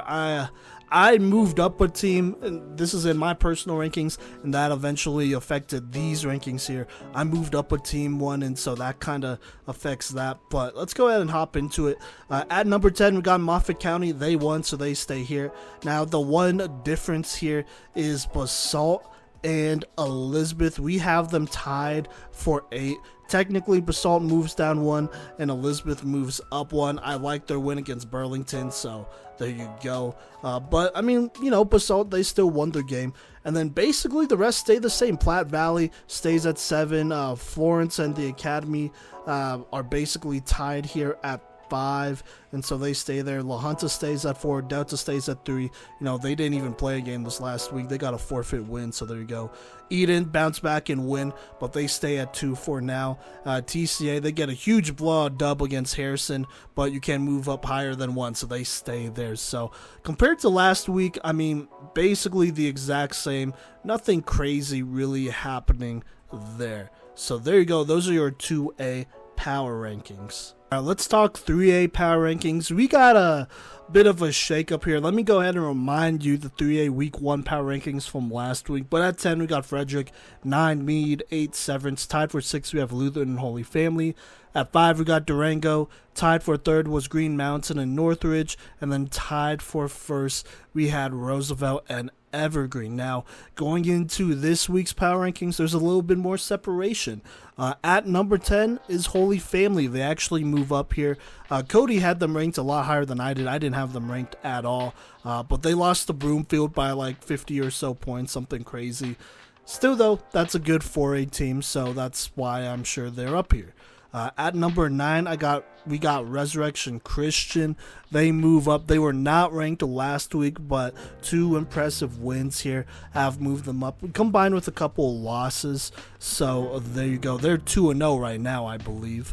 Yes, they are 2-0. They beat Moffat County last week. Now, new to the top 10 with their first appearance at number 8 is Pueblo East. They have moved up into the top 10. Had 2 very quality wins these last 2 weeks. One against Cheyenne Mountain, a 4A team. And then they beat Pueblo County, who was ranked in our top 10 last week. And so that is a pretty big dub for this Pueblo East team, as they are 2-0, and they actually get to play a couple teams ranked ahead of them, and 2-0 La Junta, and then 1-1 Lutheran here in the next 2 weeks there. So we'll see. They could definitely rise up even more here in this top 10. Now at number 7, we got Meade. They did lose 19-7 to Lutheran, and that was at home as well. But, like I said, lightning delays happened. It's kind of tough having to play a game 2 or 3 days later after a weekend and all that stuff. And they, it could be argued that they did that to themselves. They could have scheduled this on Saturday the next day, but they didn't. And because of that, they're here at number 7. Technically, still, though, they do move up a couple of spots. They played a quality opponent, and that was a winnable game. So there you go. Plus, a couple other teams lost. So because of that, they're here at 7. Now, at 6, we got Evergreen, and they have dropped 5 spots. Remember, last week they were at number 1. Tied for number 1 technically, but they played Northridge, and Northridge, gotta give him credit, played a great game. But Evergreen definitely had a chance to win that one. I think that's a sentiment that myself and Kodey believed. I don't blame the players, really. I mean, they could have played better, obviously, in the first half or so and not go down 3 scores. But they definitely had a chance to win it, and I just did not. I mean, nobody really agreed with the play calling, I mean, they ran it 5 or 6 times and used 2 of their 3 timeouts. and they took out their best player who led them back and then moved their second best player to the other side. I don't know. Playing too much with fire here. You were playing too much with fire, and so for that, you get freaking burnt. And it's not because, of the players, like I said, but you play too much, you move down. We need to see improvement from this coaching staff is my honest opinion, and Cody's honest opinion, and Gideon's honest opinion, since our intern was there as well. And he's just an intern. So, not that, that's a bad thing, but there you go there. And so for that, they move down 5 spots. They need to prove themselves, and they need to get some quality dubs here. Now, at number 5, we got Durango. They just stay here. I mean, they moved up last week to 5, and they stay here at 5. They lost to a tough Piedra Vista team. I mean, had their chance, came down to a couple plays, 2 plays technically there in the fourth quarter. And it just didn't go their way. That happens. I mean, with all the movement here in this top 10, we didn't really felt like they deserved to move up or down for that matter. So for now, they stay right here at 5. Now, at number 4, we got a team that has moved up 2 spots, at least compared to last week. They're actually tied with another team last week, and that is Lutheran High School. In week 1, they lost to a tough team from Missouri. A team from Missouri that's probably going to contend for state just like they did last year. They only lost a handful of games last year, and one of them was to Lutheran. This time around, they couldn't beat them. But Lutheran comes back home, shakes that off, and despite all the challenges, they go ahead and beat Meade 19-7 away on the road on 2 separate days. That is pretty impressive, and that's a big-time win over a good program there. And so for that, they move up 2 spots. Now, at number 3, we got Northridge. And technically, they were at number 3 last week, but they were tied for 3 now. There's no ties here in the top 3, but we have Northridge, and it is very close. Like literally the point totals for these top 3s go 19, 18, 17. But Northridge, they get a very good and convincing dub over Evergreen. And so Evergreen moves below them for that reason, and Northridge moves up technically. They're not tied with the team anymore.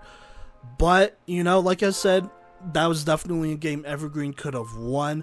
I do admire Northridge's toughness as well, playing through adversity. I know for some reason one of their linebackers got kicked out. I didn't really see that call, but whatever, I'm going to trust the refs on that one.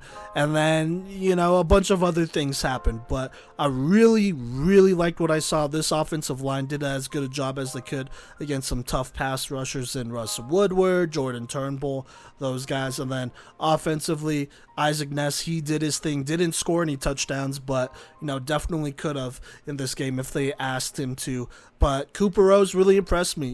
Did go, he completed 50% of his passes, which isn't good or great or bad, technically, but did throw 3 touchdowns, looked on point at times, and looked really sharp. He's only going to get better, and so I expect Northridge to get better and potentially move up here in these rankings. They're a team that is I would say they're a number 1 team in the state in 3A, that is a number 1 team in the state caliber kind of squad, but beating Evergreen 26-21 in a close one, we'll see, and even in these next couple weeks, they kind of got some easier games. They play Greeley Central next week, Greeley West, both of those games they should win. Then after that, they got Eagle Valley and Mountain View, same thing, both of those games they should win. But this last half of the schedule is where things really get tough, and is probably where we could see them move up significantly. They play Roosevelt, who, as you could tell, they didn't lose, so they're not ranked below Evergreen or Northridge. They're not ranked below Evergreen either. But, they play Roosevelt. That'll be a chance to move up, maybe even take the number 1 spot. I'm looking at Resurrection Christian and Severance at the end. Both of those teams are probably going to be teams ranked in the top 10. And so we'll see from there. But for now, I believe Northridge has a very good hold on this number 3 spot. And so unless a team in this top 2 loses, I don't really see them moving up until they play Roosevelt October 13th. And we'll see the outcome of that game. Now, at number 2, we have Green Mountain. And like I said, it was close. It literally went 19, 18, 17. In total points. Green Mountain, we had them at 18 points. Technically for us, though, they still move up 2 spots. I mean, they had a dominant, and I mean dominant, win over number 8 Severance, where they just shut them out. They did not score any points, and they won by like 40 or something crazy like that. And so last week, I mean, Green Mountain, they were tied at 3. Not that was more impressive than Northridge beating Evergreen, but it was a dominant win. And so for that, I couldn't move them below Northridge, and that was more of a Green Mountain just playing very well type of deal, rather than, Northridge not being good enough. So there you go. And also, you gotta remember, this is a Green Mountain team that is pretty much returning everyone from last year. They only had 2 seniors last year, and so in the preseason, they're ranked high enough for that very reason. And so until they lose, they're going to kind of maintain the spot right here. And then now at number 1, you guessed it, is Roosevelt. They had a dominant win over Kennedy, winning by like 30-plus points. Did a very good job there. Last week, they were tied with Evergreen at number 1. Now they are the sole team at number 1 here in 3A, according to our PMC power rankings after week 2. I mean, Roosevelt, man, they are on a roll here. We knew what they would be. This could definitely be their year, dare I say it. But we'll see what happens. They play some tough teams here moving forward. They got a rivalry game against Fort Morgan. Luckily, that's at home. But after that, they play 4A Highlands Ranch, who has been playing some good football lately. So we'll see what happens there.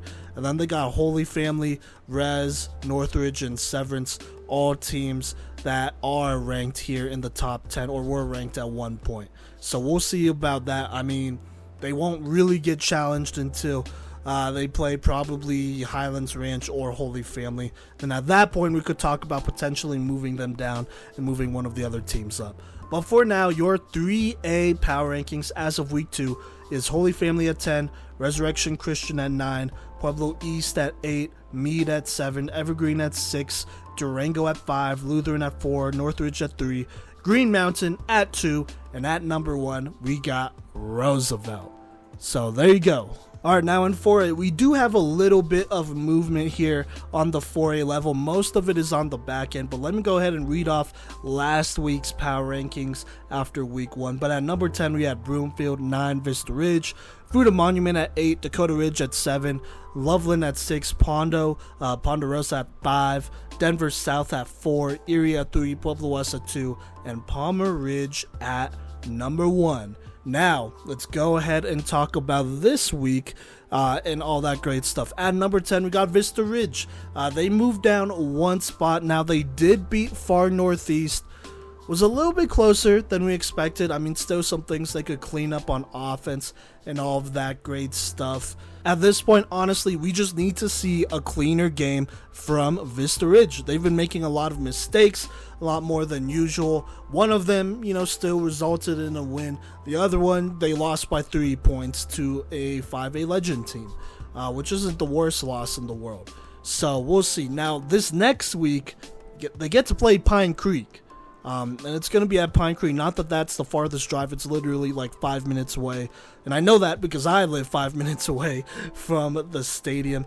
And myself and Kodey will be there. I'm sure a lot of people will be there for a nice matchup here. And so if Vista Ridge beats Pine Creek, there's a pretty good chance that they move up into the top 10 and stop, or they're already in the top 10, move up further in the top 10 and kind of stop this slide here. So we'll see. But moving on, though, at number 9, we got Broomfield. They move up 1 spot. I mean, they played Holy Family. We expected them to win. We didn't expect them to put up 60 points and for their backup quarterbacks to get in and score a touchdown himself. That's just something we did not see happening. But, it did. And so for that, they are really impressive. This Broomfield team, starting the season strong. Believe they are now 2-0, which is a very big difference compared to last year's season. So there you go there. Now at number 8, they are moving down a spot. We have Dakota Ridge. Last week they were at 7. This week they moved down to 8. They only played 1 half, but that's all they needed. Columbine, a 5A team, and a good 5A team at that, went ahead and just beat them. honestly, in that first half before a lightning delay took over. I believe they were leading something like 35-7, and they just called it at that point. And so one may argue, they only played one half. It could have been a closer game. It probably could have been a closer game, obviously if they scored some points and whatnot. But the chances of them coming back and scoring 28 straight points and stopping this Columbine offense, that would have been a tough ask, And so, but we never know. And so for that, they get to stay in the top 10. They only move down one spot. But we'll see. I mean, they're going to have to start winning soon here because, starting 0-2 and being in the top 10 is just not the greatest look here. But we know the talent this Dakota Ridge team has and all that. And, we know the coaching talent they have as well. And so hopefully they move forward. They do play Mesa Ridge next week, which, is a lot easier of a team than Pueblo West or Columbine. And so...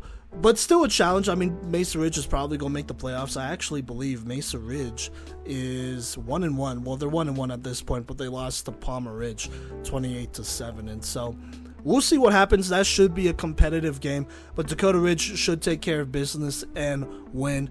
And if they don't, then they're in they're in trouble. They're 0-3, so that's not acceptable. But let's go ahead and move on, though. At number 6, we have two teams tied here for 6/7. We have Ponderosa and Loveland. Technically, Ponderosa moves down one. They won a good one against Chaparral, though.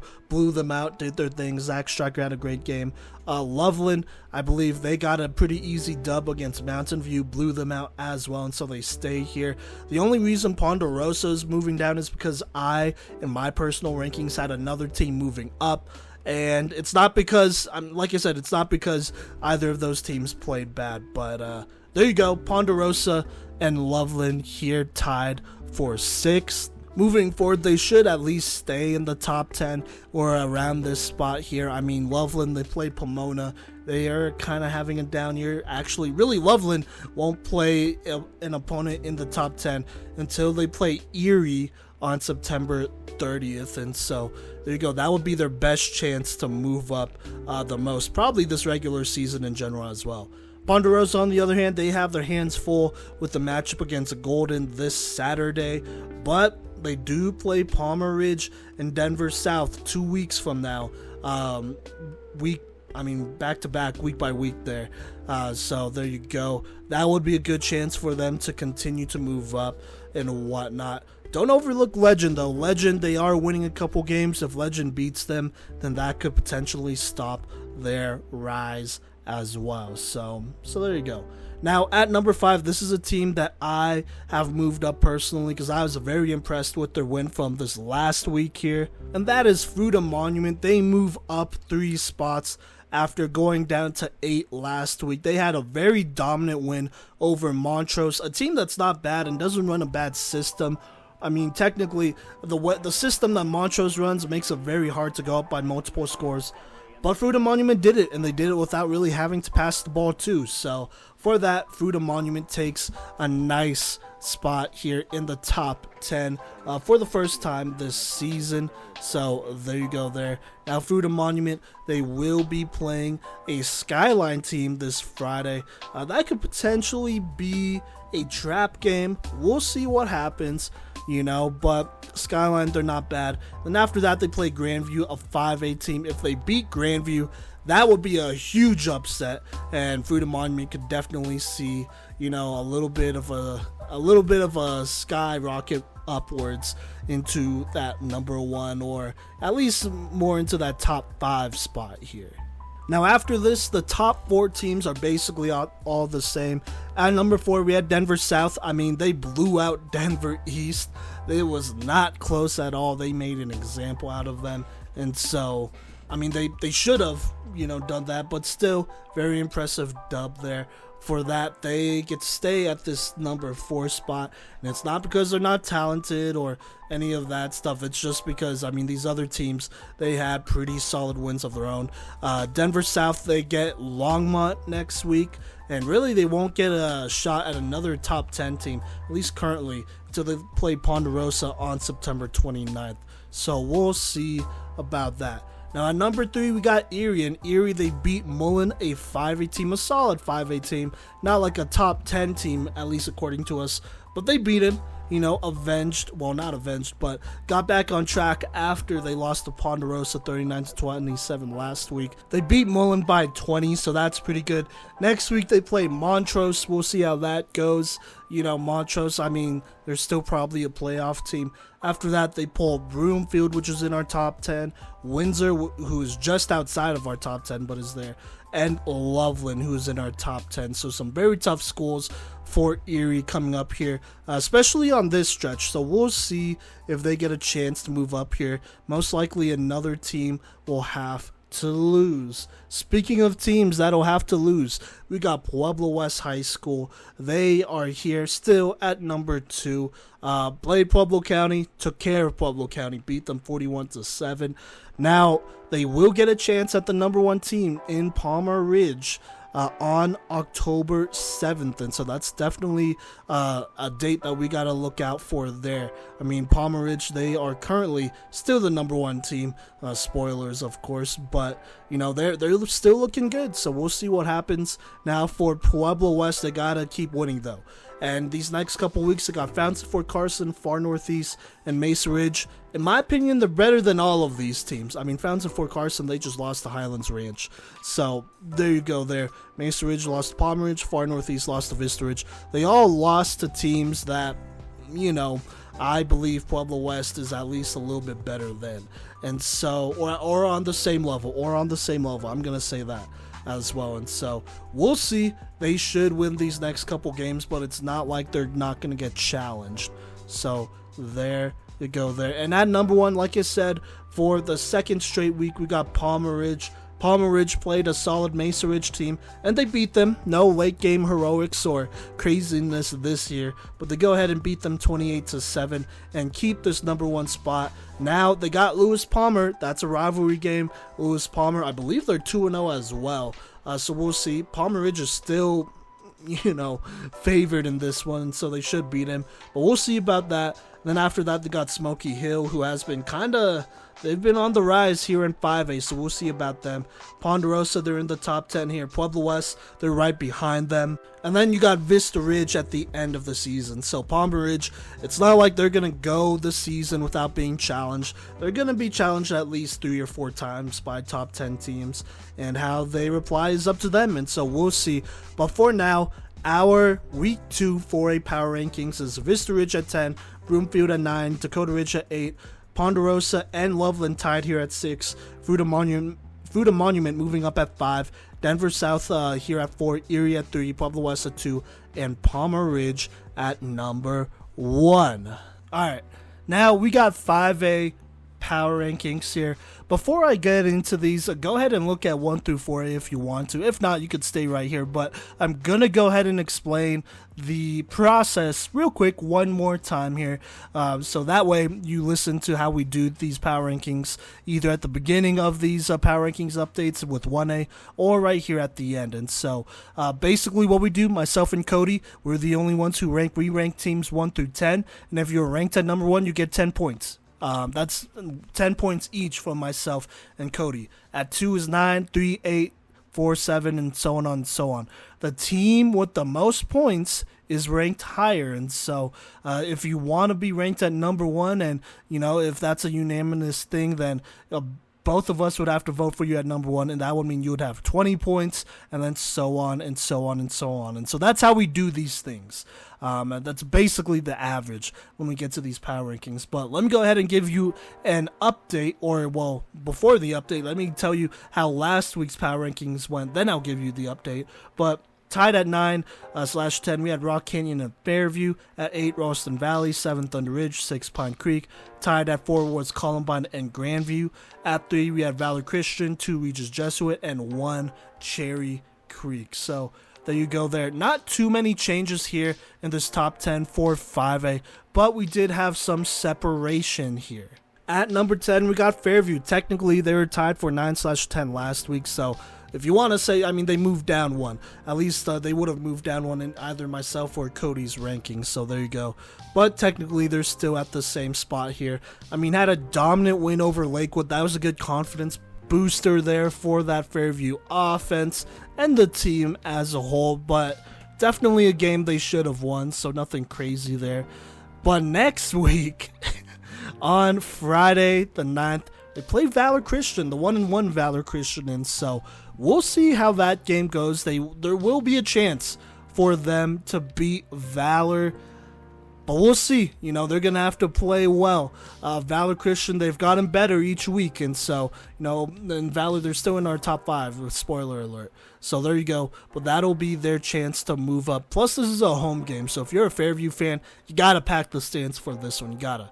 After that, they take on Horizon, Douglas County, a couple other teams, but no other teams currently here in the top 10. And so if they lose to Valor, I mean, they'll probably still be here in the top 10. But if they beat them, that'll, you know, they might move up. Well, they will move up for sure. We'll see how many spots, though. Now, here at number 9, the sole possessor of this 9 spot here, and so technically they moved up one, but they're tied with Fairview last week, was Rock Canyon. They beat Smoky Hill, who is not in our top 10, but they are a playoff team, at least according to myself and Cody. And so they beat them, they took care of business, had a good fourth quarter, played good defense, and that was a competitive game. And so they go ahead and get that one and move to 2-0, which is a good confidence booster for this Rock Canyon team and whatnot. Obviously, I mean, Smoky Hill, they don't have Anthony Harris Jr. anymore. Shout out to him. He caught a touchdown on the University of Northern Colorado this last weekend, which made me really happy for him, obviously. But, you know, still though, they have Tyleek Bowers and then a good line. So not a bad team to beat here in Smoky Hill. Now, Rock Canyon, they move on and they play Denver East. Denver East, they're 0-3. They just, you know, let Denver South put 60 on him. I think Rock Canyon should be able to at least beat them. Now, the best chance for Rock Canyon to continue to move up is probably this Mountain Vista team on October 7th. They play Chaparral, Arapahoe Highlands Ranch. Those are all teams that I feel like they should beat. Now they play Mountain Vista. You know, that's a team that's just outside our top 10, but they are knocking on that door, and so we'll see about that. If not Mountain Vista, then you got Valor the week after that. That should be a good game, so we'll see about that. And then if not Valor, then you got Thunder Ridge at the end of the season. And so there should be multiple opportunities for Rock Canyon to move up here in the top 10 and stay right here in the top 10. Now at number 8, they stay right here, and that's Ralston Valley. Ralston Valley, you know, they lost their week 1 matchup to Cherry Creek, granted, and it was a closer game than some would have expected. But then they go out of state and they play Colonial, I believe, and they absolutely blew them out. Now, it's not like that Colonial team was super great, but going out of state and doing all that, that deserves their respect. And so I'm actually we're just gonna keep Ralston Valley right here at 8 for now. Now, this next week, Ralston Valley, they do get to play Grandview, who is ranked ahead of them. And so if they beat them, then they potentially move up. Now, if they lose to them, I really can't see them moving too far down here. But, you know, Ralston Valley, after that Grandview game, they play Regis and then Valor. After Lakewood, they play Columbine. You know, they play a number of teams that should, you know, keep them here in the top 10, whether they win or lose. As long as they don't get, like, blown out, like, consecutive weeks in a row, which I don't think they will. And they'll probably win one of these games as well, despite having a bit of a tougher schedule. So there you go. That's Ralston Valley. At number 6/7, we have another tie. We have Pine Creek, who stays here. And then we have Thunder Ridge, who moves up a spot. Pine Creek, they lost to Valor Christian. I mean, it says it's by 2 scores, but this was a very close game, a winnable game.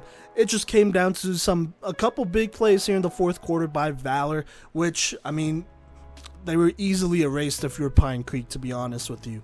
So I'm not really concerned about Pine Creek that much. They played Valor pretty competitively there. So they stay here at 6. They were here last week. Now Thunder Ridge, on the other hand, they played a Douglas County team who, in our opinion, is, a little bit better than Arvada West here. And, this is a Douglas County team that should probably make the playoffs. And, man, Thunder Ridge absolutely slaughtered Douglas County, and they put it to him. I mean, they put in their backups by the second half. Like I said, Senior Cooper Kier, he has been doing a good job, or he did a good job this game. And so for now, his job is definitely safe, as he has earned it. Now, playing Lakewood, this really isn't a team that you should lose to. This is a team that they should beat. But obviously, Thunder Ridge, they play in the same league as Rock Canyon, Valor Christian, all these other cats. They're going to get their chance to move up. You'll just have to see. So there you go there. Tied at 6, Pine Creek and Thunder Ridge. Now at number 5, we got Grandview. Technically, they stay in the same spot. Last week, they were tied at 4th. 4th/5th with another team, and so there you go. But right now, Grandview's at number 5. It's not because they lost. They blew out Fossil Ridge, which is, that's a quality program. That's a team that will probably make the playoffs. At least I believe they should, but not in our top 10, The team ahead of them, though, they did beat a team. Well, they're a 4A team, but they were considered a pretty good 4A team in Dakota Ridge. And so moving on here real quick, we got Columbine. Columbine, the game was so lopsided they called it at half. Also, there is lightning delay, so it wasn't just that. But Columbine, they continue to show that they have one of the best front sevens in all football, a dominant offensive line as well. Great run game as well. The rise of Taylor, I believe it's Mark Taylor or something like that, has really caught the eyes of some people around the state, including us. And so we'll see about Columbine here. But Columbine, they got a number of winnable games that aren't just winnable but favorable for them. They played Cherokee Trail this week, Arapahoe next week, Fort Collins, Pomona. The real threat, their biggest threat of the season, is probably Ralston Valley. That should be a good one, but other than that, they really should take care of business against the rest of the teams that they have for this season. No excuses for them to lose, to be honest with you. So we'll see. For them to move up, they probably need some teams here in the top 4 or so to lose. One of those teams is Valor Christian. Now, Valor Christian, they played Pine Creek. Pine Creek, they're a good program. Some might say, oh, they're new to 4A. Yes, they're new to 5A. Yes, they're new to 5A, but they have played 5A talents the last couple of years. This wasn't that big of a jump for Pine Creek. This was a very quality opponent, and actually a team that I had being Valor Christian, but Valor Christian bounce back. They go ahead and defeat Pine Creek here. Take care of business really in that 4th quarter and come alive. And that's what you love to see there. And so for that, they stay at this number 3 spot, getting a quality dub. Now next week, they play Fairview. We'll see. That's a team that loves to pass the ball, got a ton of weapons, have a solid quarterback back there, have a good quarterback, and so we'll see if they beat him, but that should be a quality dub. If they win, then that's another win in the top 10. After that, they play an out-of-state team in Liberty, then they play Ralston Valley after that. That'll be a chance to move up potentially as well. Then they got quality wins against Rock Canyon, Thunder Ridge, and Mountain Vista, who are all their league games. So definitely a lot of games that Valor could lose here. They're playing a tough schedule. They're going to get challenged every week. And so we'll see. If they continue to win, then they stay here at the least. It's probably going to take one of these top 2 teams to lose here, to be fairly honest with you. And ironically enough, both of these teams lost, but they lost to good opponents. At number 2, we have Regis Jesuit still. Lost to Oaks Christian. That was a 1-score game. That was a winnable game. Not really concerned about that. Oaks Christian, they're a solid squad. Did have Regis beating them, but it is what it is. Regis, though, they'll play Arapahoe after that. Then they get Ralston Valley, a top 10 team. Then they get Regis gets Cherry Creek, for a battle for that number 1 spot here in 5A. They get them on Thursday, September 22nd, so that will be a good one. So we'll see about that. And then following that, just other teams on their schedule. Pine Creek, that's another team that they might want to look out for, but that's a later problem. They got some big teams to look out for here soon. Now at number 1, despite losing, we still have Cherry Creek. They lost to St. Edward, but St. Edward, they're a team from Ohio. They have played teams from all over the country, from the West Coast to the East Coast to, the Midwest, all that stuff. They're a dominant program. And on top of that, they also won their league and went undefeated in Ohio, and I assume won state. So St. Edwards, they're a very good team. And for Cherry Creek to only lose to them 9-13, despite their quarterback position not being solidified yet, is pretty good. They're only hitting the tip of the iceberg here. And if you remember last year, they played a tough team and all that from out of state, lost to them, but they got better as the season went on, and you could expect that out of them, especially since they play Chatfield here, who is kind of struggling and whatnot, which they should beat, so there you go there. Then they got Arvada West after that, solid team. Then they play Regis Jesuit. That'll be a battle for that number 1 spot and a chance for them to defend it. And then just looking at, the rest of the season, they do have Grandview at the end, which could be a big game as well. And so we'll see. But for now, Cherry Creek remains at number 1. And so your 5A Week 2 power rankings go Fairview at 10, Rock Canyon at 9, Ralston Valley at 8, Pine Creek and Thunder Ridge tied at 6, Grandview at 5, Columbine at 4, Valor Christian at 3, Regis Jesuit at 2, and Cherry Creek at 1. All right, well, that is this episode. Thank you so much for rocking with us. These recap episodes are obviously long, but we do put in a lot of work into these episodes. And so if you want to, continue getting updates on power rankings, Playmakers of the Week, games that we will be to, which, by the way, we will always release the games that we'll be at for sure on Thursdays, then go ahead and follow us on social media at Playmakers Corner on Facebook, Instagram, and Twitter. Usually we'll be posting updates from the games we're at live, so there you go. But in addition, you should go ahead and follow / subscribe to us on TikTok, YouTube, Twitch as well. We put out content there all the time on our TikToks. You could see actual highlights from the games we are at, so you could check that out. Those are always a good time. But thank you so much for rocking with us, and we will catch you later.